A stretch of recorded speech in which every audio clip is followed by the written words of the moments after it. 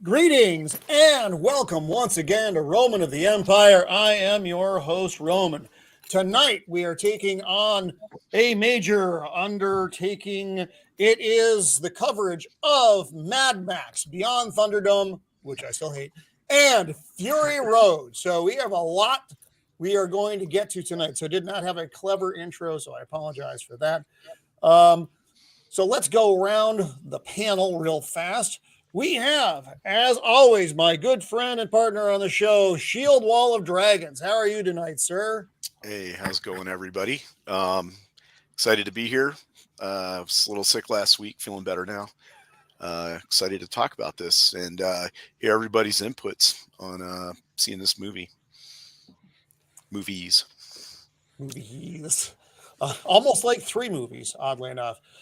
My favorite internet wizard, it is Blair de Blair. Welcome back to the show, buddy. Hey, everybody. This is going to be a great one. I love these movies, so lots to discuss. Lots to hate, too. on one of them, anyway. And welcome back, my favorite internet werewolf. It is Abomination AJ. How are you, sir? I'm great, sir. Excited to hear you older guys' opinions on this movie. I saw a lot. I go back to the older guys. My bad. To the older guys. So, actually, let me before we go, AJ, was this your first time viewing both of these films? Yes, and the previous one. So all of this first time. So this is all new. See, this is exciting. Bringing the new blood into the nerd pool. Actually, that sounded weird, and I wish I hadn't said it. All right. It's okay. I regenerate. So. Author, screenwriter, man about town. It is Copa Catania. Welcome back to the show, buddy. How are you? Yo. That's all I got. I'm excited to be here. Beyond Thunderdome was my first iteration into Mad Max, so it kind of has a childhood connection to me. And then Fury Road, beyond the issues that it has, I think it's like maybe the second best in the franchise. So I can't wait to dive into these movies. Right on. Matt, you changed your name again. So he read this to me earlier, and I'm going to try my darndest not to screw it up. He is one of the great minds of the interweb, the brain the size of a Volkswagen. It is Unbear Maximus Unstopporius. You've done well to read my name today. He said with a question mark behind it, but that's welcome to the show. Welcome to the show, Matt. It's good to have you back. Well, I love this franchise so much. I actually did written notes. That's usually I can do stuff on the top of my head, but for this show, for this franchise, I went the extra mile. I am a little disappointed that we only 50% Italian. I think this week. I think we were 75% last week. So yeah. Yeah. AJ, you got a little Sicilian in you? No, man. I think I'm 100%. Would you like some? It's a joke. It's okay. He rejuvenates. Okay, so before we get rolling here, I don't know. I think we're competing with some other shows tonight. So we got there's a handful of folks out there. Thank you for being here. I know Zax and Flaccid were floating around out there, and Jacob Ironside, of course. So Jacob, of course, provided a great meme already for this. So I'm going to share that. And it's good. It's good. This is quality meme this week, Jacob. Well done.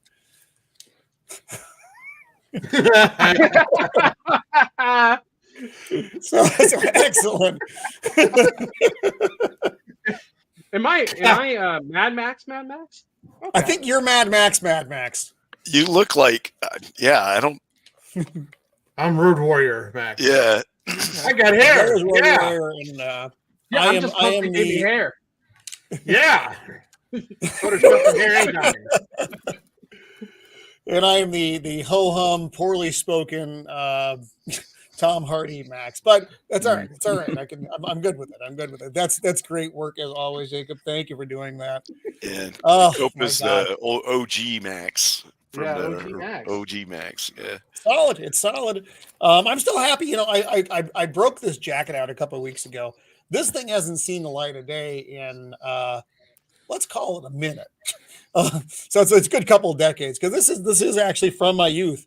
I am not from my youth, clearly though. So it fits though. I squeeze into it like a second skin. It's nice. All right, so let's do impressions. Let's kind of keep it brief. Going around the horn of your basic impressions of the first movies, and then I'll start it off. Just I thought Beyond Thunderdome is very uneven, and I just don't like it because of the children. The children really ruined the movie more than anything else for me. And then Fury Road, I like a lot more now, and I'll go into that once we start discussing Fury Road. But visually, it's just stunning, and I do like the overall story of. I like the Furiosa story, and I like Max, and I know it's Max's part in that. It is what it seems like, and I know everything's possible because of him, but it does feel like I do get more of a Furiosa vibe from a lot of the movie, and that's okay. But I like the film anyway. Shieldwall.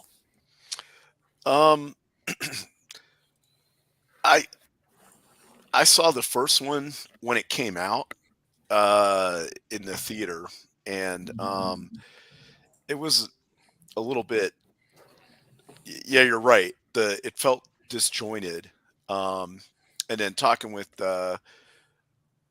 Unbearable Maximus there, he explained that it was kind of two movies, and now that he says it, it's like one of those things when you see it, you can't unsee it. Right. So I'm like, I see it now, and I can't unsee it, but I get it. But also, I kind of had a problem with the Mad Max Fury Road movie in that it didn't feel as Mad Max to me. But again, Unbearable Maximus explained that it's like a lore story being told from somebody else's perspective. So that's how I had a big problem with 300 when it came out. I was like, they didn't have armored rhinoceroses back then. But then I realized that it's the guy telling a story to rally the troops. And so it's just, it's like fantasy, really. So it's a retelling of a true story with a lot added onto it that from an unreliable narrator. So that changed my perspective on that movie as well. Thunderdome's pretty good. Fury Road is pretty good. I like them. They're not perfect movies either. No, I 100% agree with that. Flaccid had where is it here? Here it is. I have to bring up this question real fast for the panel. Smash or pass, Immortum Joe? Question: with or without the mask? Yeah. See, I am Smash, but it's with the mask. Right. I'm Smash, but with the body armor still on because I don't want to see those sores. Oh, you don't want the powder blowing all over it. No, man, and everything. No, I don't want any. AJ, you actually are required to answer this question. It's it's in the contract. I'm fine answering, and it's a pass for sure. I'm disappointed. Maybe his son. I think that was his son, the buff guy. That Richter. Okay. Dealer choice on the mask. Okay, that's the important part. You got to have the option of mask or no mask. So okay, and I'm sorry, it flaccid as always slightly derails us. Okay. All right. Did you wrap that up? Were you done, Shieldwall? Me? Yeah. It's Okay, just furniture. like I said, both of them had really cool concepts and aspects, like Master Blaster and Emote Joe and the the Witness Me thing. Those were really cool. They become cultural icons. Like if somebody from our era says Master Blaster, you know what they're talking about. Exactly. Just because of that movie, or if somebody says "Witness Me" or some other things from me. from that move from Fury Road, everybody knows what you're talking about. Right. So in that case, those movies hit in that. Or if you just start flapping your arms and going Walker, but you got to have like an Australian accent. That'll probably get your ass kicked in some places. But you know and why? this would be one of those places. Exactly. So, but you'll know why you're getting. If you're a little kid who tried to bring someone with a boomerang, I mean, not saying I might have been, But anyway, so yeah, that I think they're decent movies that have rewatchability. Okay. Oh yeah. All right, Fine Blair, ones. what's your quick take? Mad Max Beyond Thunderdome is 2 movies. It's a Mad Max movie, which kicks ass, and then it's some kind of bizarro Lord of the Flies kids movie that does not kick ass. And originally it was a Lord of the Flies kids movie, and then they introduced Mad Max into it. That's why you feel you're watching 2 different movies, because you are. They jammed Mad Max into another movie, and that part of it doesn't work. Yeah, it's unforgivable. Yeah. Fury Road, I love that movie. I don't. Originally, there are people had questions about where it fit in the timeline. Some people actually thought it was the feral kid who grew up and was now being Mad Max. Yeah. Right. But it's like over the top. Sorry about that. Ooh, who gets the background music? I didn't know it was happening. I was excited. Wow, I really? can't- Blair gets epic background that was music. my work, but I can't take that call because I'm not on call. I have to train them to call the on-call people. There you go. go. Yeah, Fury Road is amazing. The visuals, the machines were just almost over the top. Yeah, And I really liked we'll it. get to that because I have some issue with that. Mm-hmm. And I've seen the color version first. I just watched the black and chrome version today. It's really good. So yeah, definitely give that a try if you guys have it. All right, AJ, your quick impressions. Thunderdome, I enjoyed the first half. It did leave a lot to be desired for me. Who was it? Tina Turner? That's who that was? Yeah.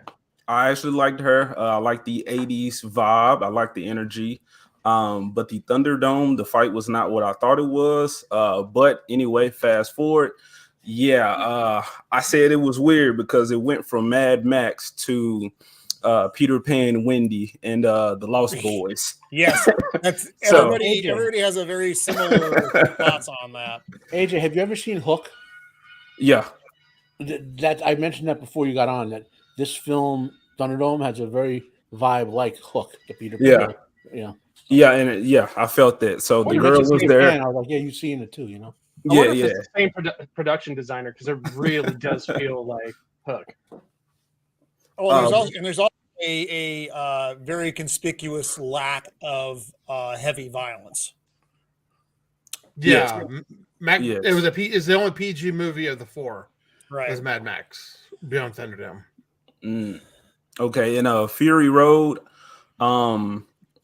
it was exciting. I said it was epic. There was a lot going on. I'm not into the cars, but even I was like, ooh, I want to race. I want to ride. I want to see what that feels like, that adrenaline.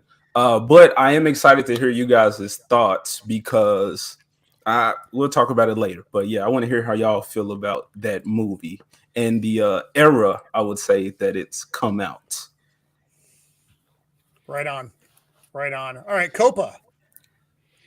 The man with the film vision. Yeah, we don't need another hero. We don't need another hero. Everybody sing it with me. I told you were going to get this. Another folks. hero. We don't We need to don't- know Another the way way home. home.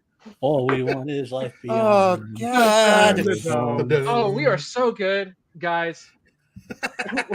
We're going to get signed. I can feel it. I have listened to Tina Turner since I was 3 years old.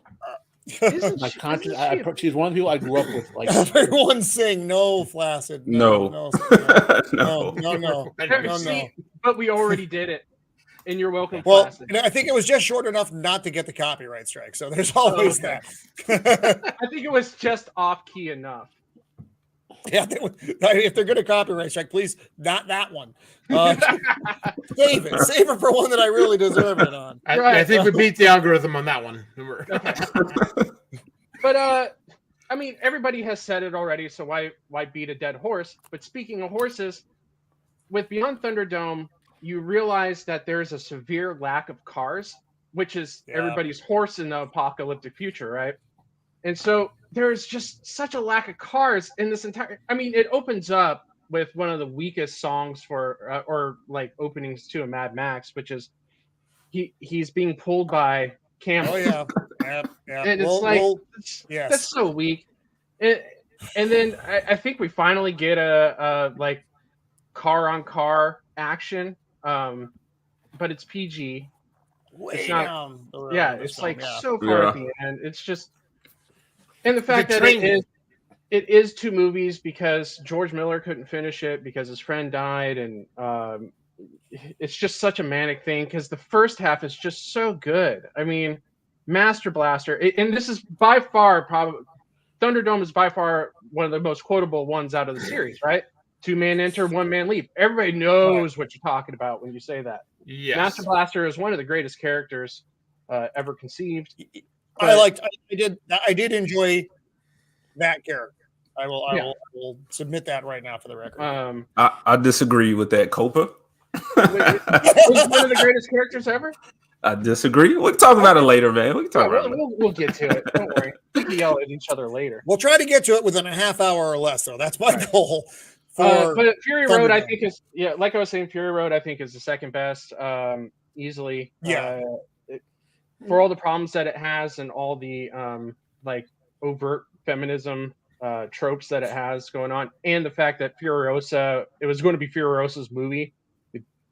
It's almost like her and Max, the characters, fight for whose movie it really is. Other than that, it's a pretty damn good piece of action art cinema. Yeah, so, I can't wait to dive into that one. Yep. All right. Barabas, mother dick. Barabas Maximus. I suck at this. Maximus. Barabas Maximus Unstopporius. Sounds like you're doing some kind of Harry Potter spell. Barabas Maximus. Stopperanius. He failed Hogwarts. Hustling. I'm not playing Hogwarts Legacy right now, so I apologize. Biggest dickus.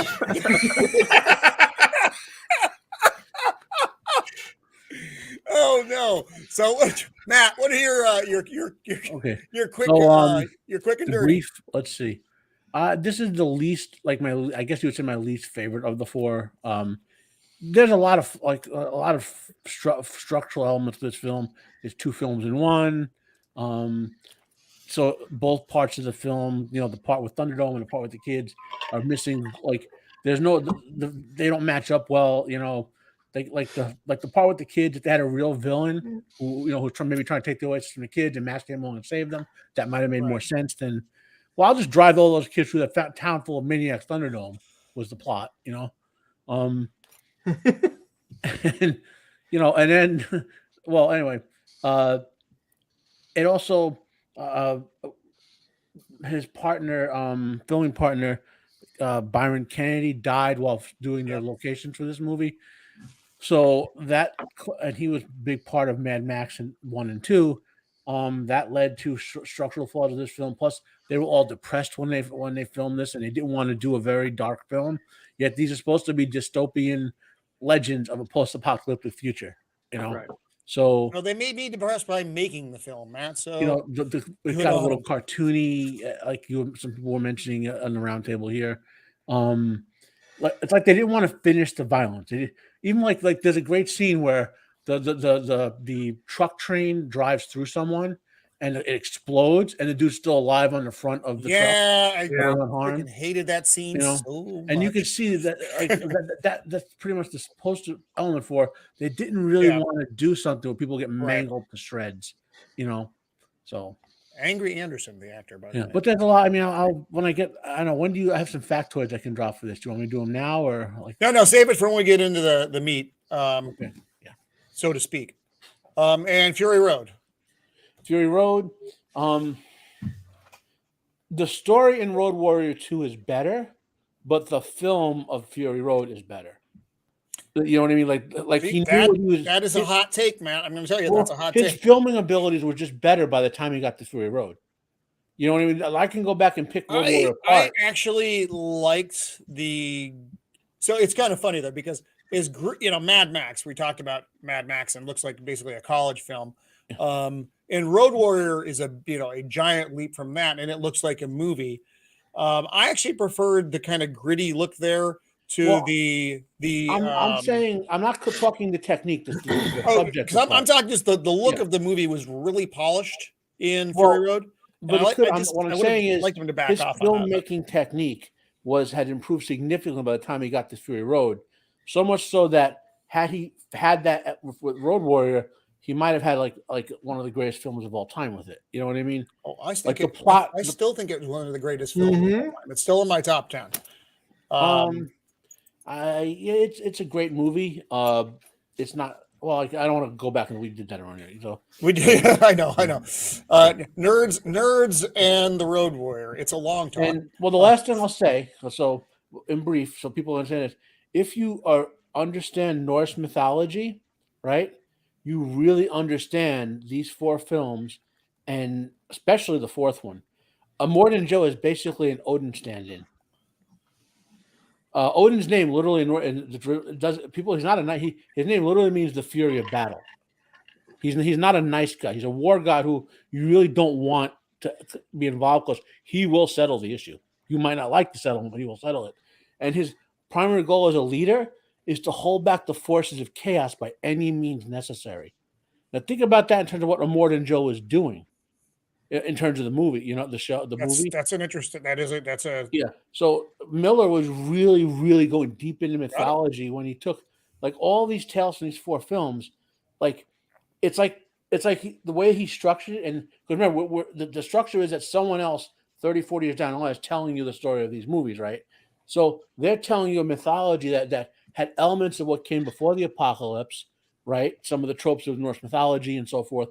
And the new ones that rose in with the car culture and all 4 of the films, with the sort of weird language speak they all use, which is yes, like it's like in other words, it's like just the same way we view Norse mythology, for example, in compounded because there's 2,000 years of it, but we see like a bunch of stories compounded together, Like now these are the same thing with more compounded on top of that, like the stories that survived, the apocalypse, as it were, and so it's a this Miller should win like some sort of lifetime achievement award for like his setting is better than Lucas's setting. I'll put it that way.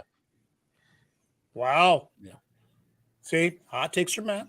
All right, let's dive into this. So, Mad Max Beyond Thunderdome. Mel Gibson, Tina Turner, Bruce Spence. Back as Jedediah, the pilot, not the gyro captain. So different characters. Yeah. Different characters. This is a 1985 film, and it feels like 1985. And this is the interesting thing: is the 2 directors, George Miller and George. I tried to pronounce his name earlier, and I couldn't. Ogilvy. Anyway, his half I didn't like. So that's your brief production info stuff, and then we will dive into Mad Max Beyond Thunderdome. And like I said, we're going to kind of plow through this. If there are points that you want to discuss longer, that's fine. But like I said, let me give you a few production notes. more time on Fury Road than on Thunderdome. Let me give you a couple of production notes, Arun. This is Tina Turner's first film. They wrote this role, Anti-Entity, explicitly for her. If she didn't do the role, it would have been an entirely different character. This is the first film where Mel Gibson has long hair. He kind of switched over gradually over the next set of films to having mostly long hair in his movies. Tina Turner had 2 songs for this film. Everyone remembers the Beyond Thunderdome song, which was very successful. But the opening track, One of the Living, won her the Best Grammy Rock Female Vocalist Award. And obviously we mentioned Byron Kennedy dying, affecting the production. Yeah. And this was the budget had also had further increased over Road Warrior, than for you know what I mean. There'd been a significant budgetary increase, and that was evident, but I don't think it was for the better.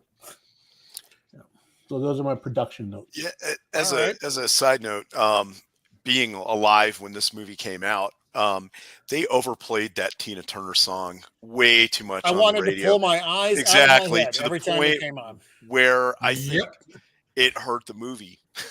Well, they do that every year with a song. Remember that song for Armageddon? I hated the soundtrack for this movie. I hated it. It opens up with the saxophone ass song. It was just right. I like orchestrated soundtracks. I like Mad Max or the Road Warrior. That was an orchestrated soundtrack. Beyond Thunder or Fury Road. Once we get there, aside from the weird ass chase scenes with the fucking guitar player, it's orchestrated music though. I like orchestrated. That with the big taiko drums and that's Mad Max as it gets. That's flamethrower things. Pretty so weird. Necessary. That's like 40K chaos. That's like up here levels of Beyond though. So we start off here though, and you're right. It starts with the goddamn camels. Can we just you don't know who it is back? See, this is the problem I have with the Mad Maxes too, is that they constantly destroy his horse, his V8 Interceptor. Because it's not the same car. It's not the same Max. What are you talking about? It's just these are just legends about this character. There's no but I'm just saying, let's say, all right, this is the Mad Max gospel, right? The gospel of Mad Max. All 4 of these movies. Well, I'll put another way. Let's say this. Every time we get to this part in the gospel of Mad Max, I don't like it. I want him to have his V8 for at least most of the movie. Well, I mean, how many times have you seen Kenny die in South Park? He's alive every episode. Well, that's fine. It's kind of like Star Trek, where Enterprise has to get destroyed at the end of every movie, or at the beginning or something. You're like, look, man, I just want to see the Enterprise kick some ass and not blow up. Yeah, like we go through this. I don't even think he has this car at all. I think at one point in this movie you don't see it at all. It's just the shit wagon with the camels. Exactly. Well, he has a car that they stole. And then they destroy it twice in Fury Road. He's got a wagon. He has a wagon. Yeah. No. He had when he goes into Bartertown, they have a car of his. They stole his car. I thought that was the wagon. No, they fixed it. They fixed it. Underneath the shit show here, that was his vehicle. I thought this was actually a vehicle as well. No, but he's not driving the V8 in once he gets the vehicle back. Remember, he has to disarm it. I think it's this vehicle. That looks like a C6 to me. Yeah, 6 camels. So. Well, no. Oh my god, that was terrible. Anyway, so right along, you got the camels. You've got the plane flies in. You got a screaming kid right off the bat. I hate that kid. You recognize the pilot as the gyro captain, but you're like, that can't be the gyro captain. And it's not. What I like about there's a certain fan theory that I could kind of get down with, which is Road Warrior was the last true Mad Max story, and then Beyond Thunderdome and Fury Road is the feral kid retelling the Mad Max legend. This is his first iteration of retelling the story orally to children, and that's why he incorporates children into the telling the story. I mean, we all obviously know what was really going on, but that's the fan theory, is that and then he gets older. Maybe he's more mature. Maybe he's a teenager. So like really hot chicks being stolen is his next story, his next oral iteration of Mad Max. Well, there's not like a fan it's from Miller himself. Each film is told by a different character. Well, from what I understand with Miller, he just doesn't even care about the canon, really. I think he's even admitted that, where he's like, I don't really, he's not really trying to do anything chronologically. There's no canon. The stories are just legends. They're just legends in the setting. Right. It's not. If people, I mean, I don't want to like harp on it like a maniac, but it's like a lot of. Not saying you, Copa, but a lot of people don't get like these stories that are in a mythos or legend aren't necessarily connected. You know, they're just there in the setting. No, I totally understand that, and I really do like the fact that he has a character set up to just be a legend, where it's a constant retelling. Oh, like I said before, that's almost like you got it perfectly right. He's onto something here. It's like how the James Bond film should be. They're just stories of James Bond. They're not really. It could be the same story. It could be the same story told in various points of view, sort of a Rashomon effect. Here's a legend right here. The guy jumped off an airplane and didn't break his ass when he hit the seat. That was pretty impressive. Hey, Stephen, welcome to the show, buddy. How are you doing? Not too bad, not too bad. How you doing, gentlemen? I see Copa is coping. I am, barely. What's up, AJ, gentlemen, Blair de Blair, Matt? How you doing, guys? Shieldwall? Hey, how's it going, Steve? Good. I like this idea of this being multiple tellings by several different characters, but I also like Copa's idea a lot that this is just him honing his skills with storytelling. It starts out as a children's story, and then he goes into prequel territory when he gets a little more mature. I mean, it actually, I'm not joking. I'm serious. It actually sounds like a pretty stout fan theory. Well, it makes it more palatable. Mm-hmm. When you get to that second half. So he's chasing the wagon. The monkey is the unsung hero of the story. You realize who it is because you didn't know. You assumed it was him, but then you see, yes, it's him. Max's leg is miraculously cured, by the way. The leg is good to go in this movie. Yeah. And he's like, shit. And he's walking along here. The monkey's throwing shit out of the back of the wagon. Okay. And then he gets the boots and then the whistle. Why? The stupidest plot device ever in a movie is this fucking whistle. It's like, why bring it up right now? He just blows into it, and I was like, is he calling the like a weirdo, guy? Right? Yeah. It's like, what are you doing, man? And it's funny though, you with the long hair, you really do see William Wallace here, which you didn't see the first time you watched it because he didn't, that movie hadn't been made yet. Yeah. And so he's wandering, and what the fuck is this in the distance? Oh, it's Bartertown. Well, just to briefly, they have to plant him using the whistle so that it's not just an ass pull later in the movie. Oh, I understand that, but see, here as a storyteller and filmmaker, you don't just have a character pull it out and just. I 100% agree. I'm just saying so people know, now, see, what I was saying is, if he was using that whistle to call the monkey back. Yeah, and the monkey comes back or whatever, totally makes sense. I was like, oh, okay. But that would have been better. That would have been better. He blows the whistle, the monkey comes back. That would have been cooler than Thunderdome. Or if he blew the whistle and the monkey leapt down on Blaster and ripped his eyes out. That would have been awesome. And then they become the new Master Blaster. Yeah.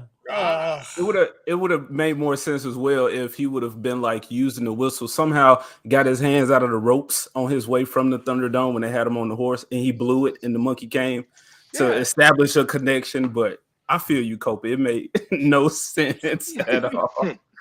So we arrive at this fledgling civilization, or re-civilization, I should say, that is Bartertown. Here's where your budget went to.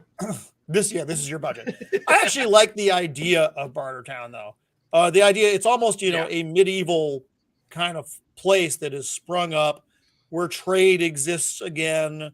It's the civilization 1,000 years ago,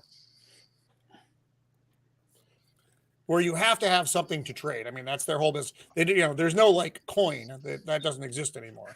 Yeah, there's no charity.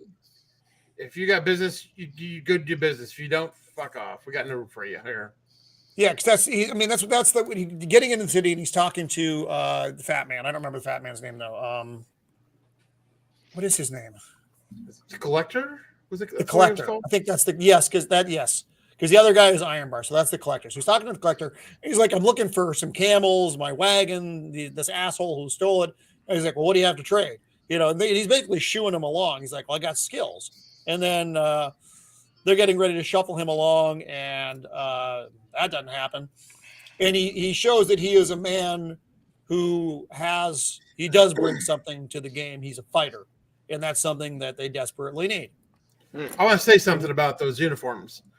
The police force is dressed like the Road Warriors in the last movie with the football pads, and then they have like the strap-on mohawk helmets.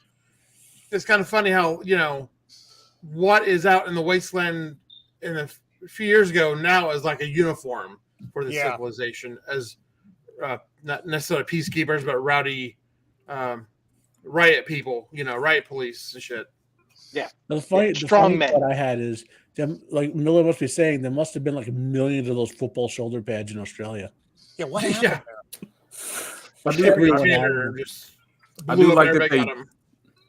I like that they toned down the outfits from the previous one with all the male feminists and their leather. There was no brotherly love in this one. Yeah. Well, they realized assless leather chaps really chafe. So they had to change. It's also hard to get the PG rating with the assless chaps.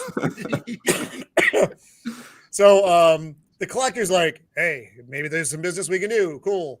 And then this was kind of funny. Stupid, but funny. Max has to leave all his weapons, and he has like 1,000 things that he has to leave with this dude. There's not like a ticket or something he has for this. How do you know who owns these things? I liked that aspect of him having to give up all those weapons. You know what that reminded me of? Of being in like a role-playing campaign where the characters have to give up their he has as many weapons as a normal player character would have. Like, you know what I mean? Like, yeah. If you've ever like played D&D or anything like that, no one only just has a sword. They've got like all these different weapons because they're a player character. I've got all these special guns and whatever. So it take them an hour to take all that stuff off. Right. And you don't know where they're holding it all. And I like that they didn't really like show it. He would just like pull it out. Exactly. And I just believed it. I kind of like that. Yes, it's just that tickled my fancy when I saw it when I was younger. It was like disarming Germany. So that scene also mirrored because I watched Fury Road right after that, and when he's in the big rig and he's looking for like the weapons, I was like, oh, so I understand people might have issues with it, but the same thought process of I remember I think in the previous movie when he was reaching to disarm and he went for the weapon, but the dude was like, you might got something down there, and he kind of did the same thing to the Fury, whatever her name is, in Fury Road. Oh yeah, that cab was packed full of weapons everywhere. Yeah, she had it loaded up. So Gyro Captain. Jedediah, the pilot. Is there clearly. Max is like, those are my camels. What are you doing? And this guy's name is Dr. Dealgood, which is a terrible name, but that's the character's name. He reminds me of like some dude from like the Rocky Horror Picture Show or something. Yeah. He is an interesting character. Stupid name, but he's an interesting character. He looks like a hunchback with those big pads. Right. He's the all-around. Remember like the Ayatollah of rock and roll? Yeah. Part of the mythology is that they remember like rock legends as part of their like thing, So this is the House of Good Deals, which is kind of funny. So Max is getting ready to go up. He's not quite sure what's really happening here. The hair, the mohawk thing is a little bit hilarious, but that's fine. Too much. So they get in a makeshift elevator that is powered by two very strong individuals and going up into the describing him. Guy. Well-oiled and strapping lads. And that building is much larger on the inside than it is on the outside. It is. It's like it's actually roomy. It's like a TARDIS. Yeah. It's like an Australian TARDIS. Yeah. So the collector brings Max up. He's like, we have a candidate. and fucking blind, weird ass saxophone player. I don't understand the need for this. I also, and I'm going to be completely honest, I hate the saxophone as an instrument in nearly everything I hear it in. Yeah, you know, Roman, I gotta say this now because it's just gonna get more relevant as we move into this movie a little further. The Roman salty butter, I swear, you just keep lathering this thing up with that salty butter. I hate the Navy whistle. I hate the saxophone. I hate the saxophone in general. It's a terrible instrument. It's classic Roman. Yeah, I love it. This guy right here should die just for playing the saxophone. Well, I wish Max had shot him instead of the saxophone. Right. Is this a Clinton reference? Is this a Bill Clinton issue? This is way before that. No, this was before. I hated the saxophone long before I hated Bill Clinton. Wait, has anybody in this chat seen a movie called Hard Boiled with Chow Yun-Fat? I have not. No, okay. Long time ago. No. I read a comic book called Hard Boiled way back in the day. I've seen a bunch of his movies. I don't remember all of them. Oh yeah, so he's like a detective during the day, but at night he plays the saxophone. I was wondering if anybody had a problem with that because he's pretty cool in that movie. The movie's pretty. I don't know. I probably would have because I don't like the saxophone. It's Satan's instrument. So Tina Turner, for some reason, shows up in Australia in this apartment in the sky, and her name is Auntie Entity, and she runs Bartertown, and she's like, "Oh, welcome here. Let me show you around." And of course, it's an audition. She bites hard into a piece of fruit, which is a cue. They throw some shit at Max, and the little weird fella, Iron Bar is his name, puts like an animal control leash around his neck and tightens her up. He's like, nah, not today. They allowed him to keep his riding crop, which I thought was weird. And in it, of course, it's a knife. He slices it open and beats the shit out of the little guy and then throws him out. And she's like, chill the fuck out. You're the first one that survived. We need to make a deal. Okay, great. Do you happen to have a whistle on you? Yeah. Yeah, right.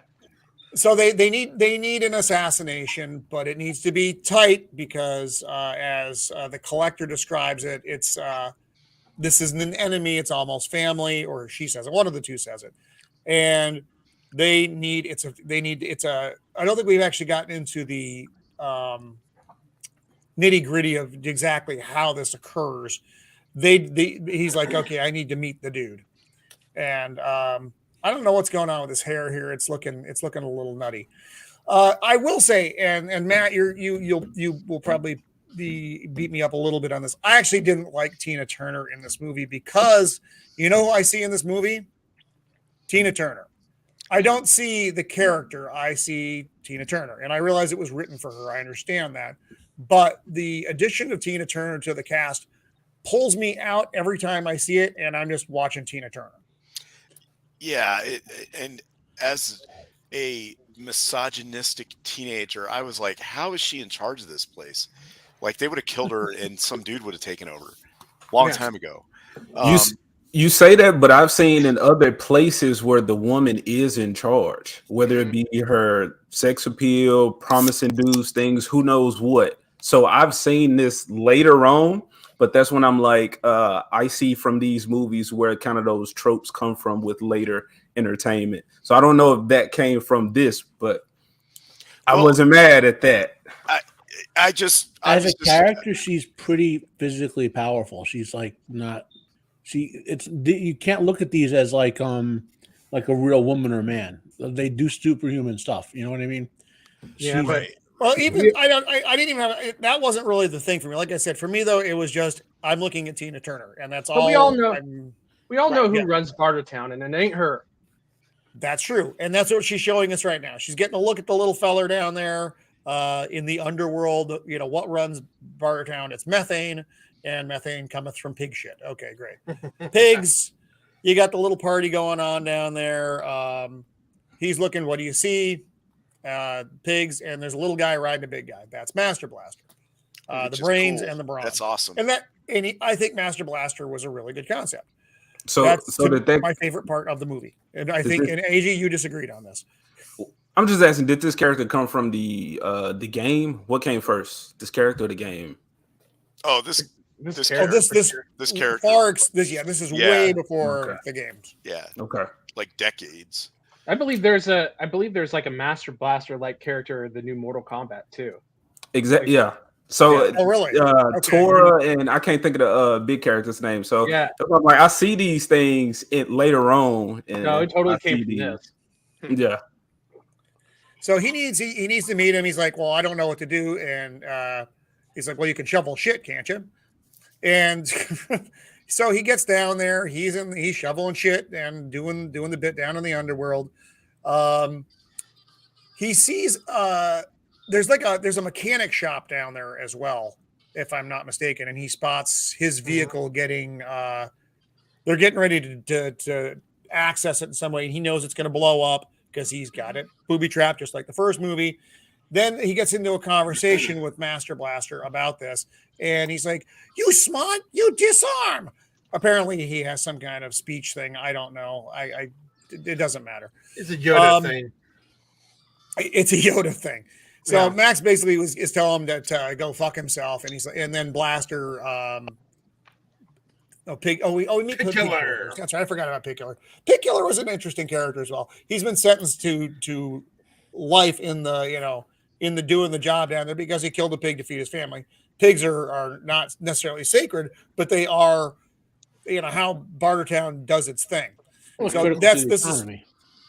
so this is the mechanic dude. Is this the mechanic from Road Warrior? Is it the same dude? No. I know it's not the same character, not the same actor either. Though that guy could walk. Remember, he was a cripple. Well, it's different actor. I'm saying different actor. Okay, different actor. I wasn't sure. You smart, you disarm. Okay, I know how to disarm it. Great. But he doesn't want to do it. Blaster gets pissed, or Master gets pissed, and then he's going to rip his head off. So there's a kerfuffle, and and basically Max is telling him, you don't run this. All I see is a bunch of shit. And he's like, not shit energy. And Max basically tells us what goes along with the shit line, and they embargo in place. They shut the power off. Tina Turner doesn't run anything. She's just the gal upstairs. She is the pretty face. And then they have this dialogue. And this was pretty funny. There's so few people left who know how to do anything. Like, which is even when you get to the Oasis with the kids later, they have a perfect place to rebuild civilization, and no one could teach them anything that was there. Mm-hmm. I remember when Max shows them how to use a record player. It's like yes, yeah. So it's just a fascinating study. Like, he's an engineer basically, and that's his background, and he's the only one left who knows how to do this methane process. So he's making her, basically kowtow. Who runs Bartertown? And then he puts it on speaker, so she looks, Master Blaster runs Bartertown. Assert his dominance. I wasn't mad at it. Yes. That's right. Does she actually say, Master Blaster, he's simply the best? No, thank God. And I was grateful for that. So embargo lifted. Everybody's happy again. Thank you, Stephen. I have that stuck in my head now. When Max is disarming the vehicle, this is where we get our thing. There's a car alarm that's sounding, and Blaster is very affected by the sound. So he grabs his helmet. He's like, like freaking Frankenstein. And so Max is a smart guy. He figures, if I blow this strange whistle that I just carry around with me for no reason, that might have the same effect. He tries it out, and it does. So he knows he's got a way to beat the big guy. The whistle thing, I wasn't so mad at it, but I think just like the how he had the little record player, if he would have actually sung a tune or whistled a tune on the whistle to make him kind of feel human, or to remain not be so detached from his humanity, I would have appreciated, like what Copa was saying, like give the whistle actual use or story. Make it important to the story some way. But no, just random whistle. So random whistle. And like I said, he figures out, he can use this. Cool. Blaster does the Frankenstein thing. Max comes up. He's like, okay, got it. And they do the lowdown. Okay, it's got to be a fair fight, or it's a one in Thunderdome. How do I get in there? Can you start a fight? I'm rushing a little bit because a lot of this stuff just it doesn't matter, and I want to get through this one so we can get to the other movie. Blaster's they're riding through on Max's vehicle. He's like, this is my vehicle, so that's how he challenges him for the fight. And I don't like these aspects of the movie where everybody's chanting. I found them irritating. Because they do it, it's a repeated thing. It's repeated in Bartertown, and then again, it's juxtaposed with the children doing a not dissimilar thing. Those children are annoying. When everything that he repeated, he should have just slaughtered them all right then and there. So now we're in Thunderdome, the name of the movie. And you're not even in Thunderdome that long, but I guess it was a cool name, so that's why it stuck. So, do I still have my random whistle? Yes, I do. They're getting ready to go in. And I enjoyed the fight, though. This is probably my favorite part of the movie is the fight. It's like gladiator games on this weird bungee rope thing. I like the fight other than the whistle. The whistle, to me, takes away from it. I agree. The whistle was a cheat. And I know he needed a way to beat him, but I think he probably could have figured it out. But he's supposed to know martial arts and stuff. Just break the guy's knees. I mean, it's not to be practical about it, but So everybody piles in to hear the little guy. He's wearing apparently he's a mason. The fight sucked until I did this. Yeah, the fight sucked to me. I said the fight sucked. I hated it. AJ didn't like the fight. I wanted more. Man, because again, from what culture tells me, this was amazing. These two dudes going at it, gladiatorial like, and these dudes on bungee roasting. That would look like Pee Wee Herman right there. And this fight also suffers from I don't know if I how much I talked about live, but in the pre-show, where they clearly didn't want to go full hardcore with the dystopian violence. They wanted to cartoony it up, like make it so that no one really died, type of stuff, right? Type of thing. When you grab the chainsaw, you're like, yeah, chainsaw him to death. But they back off. Yeah, as well as he gets like pounded by who's this blaster? This blaster, he gets pounded by him like 6-7 times. I think they was counting. I'm like, man, Max, you should be dead, man. Like, no, he's superhuman. That's clearly established. There's no. I mean, look in the fourth one, when the car crash, when he has no blood left in his body and he just gets up. Oh, yeah, that's hilarious, though. We're going to get to that ridiculous shit. This should have been the most bloody part of the movie. They should have like a fight before this where people were just like eviscerated and shit. Yeah, but they wanted a PG rating. I don't know why they went for that PG rating. Matt, do you know why they did that? Or do you know why they were team did not want to make a very dark film at this time? Well, it doesn't have to be. I don't understand though. I mean, I get it. They were all depressed. Okay, whatever. But still, I just as a fan of the dystopian, wasteland type of films, of which there are several. You got to violence it up. You need to give and it was a huge success. I can't say that it wasn't a huge success, but it was a lot of that was just timing. I think this suffers from the 80s action sequel problem. Oh God, yeah. We have a bloody box office smash hit, and then the producers and the Warner Brothers sat there and went, well, what if we made it PG? How much more money would we get out of it? And they did. Yeah, that's how they screwed up Conan. Yeah, and that's how they screwed up. This movie made money. Like made a lot of money. Screwed up RoboCop just like that. RoboCop 2 was PG-13, and that was ruined. Well, this movie made a lot of money. It just didn't profit as much because it cost a lot more than the Road Warrior, like a lot more. Well, I'm just saying that the production company beforehand is just sitting there going, well, how do we milk what we have built up with Road Warrior?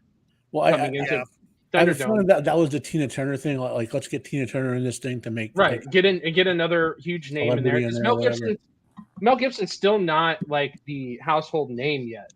I think it's the year after this is. I think the Bounty came out like the year before this, so he was just beginning to break. You know what I mean? Yeah, the year after this is Lethal Weapon, and Yeah, that's what like this was just in trajectory crescendo, you know. shoots out. So he's blowing the whistle. Blaster's grabbing the side of his head. He's screeching. He knocks his helmet off. We're still in and Thunderdome.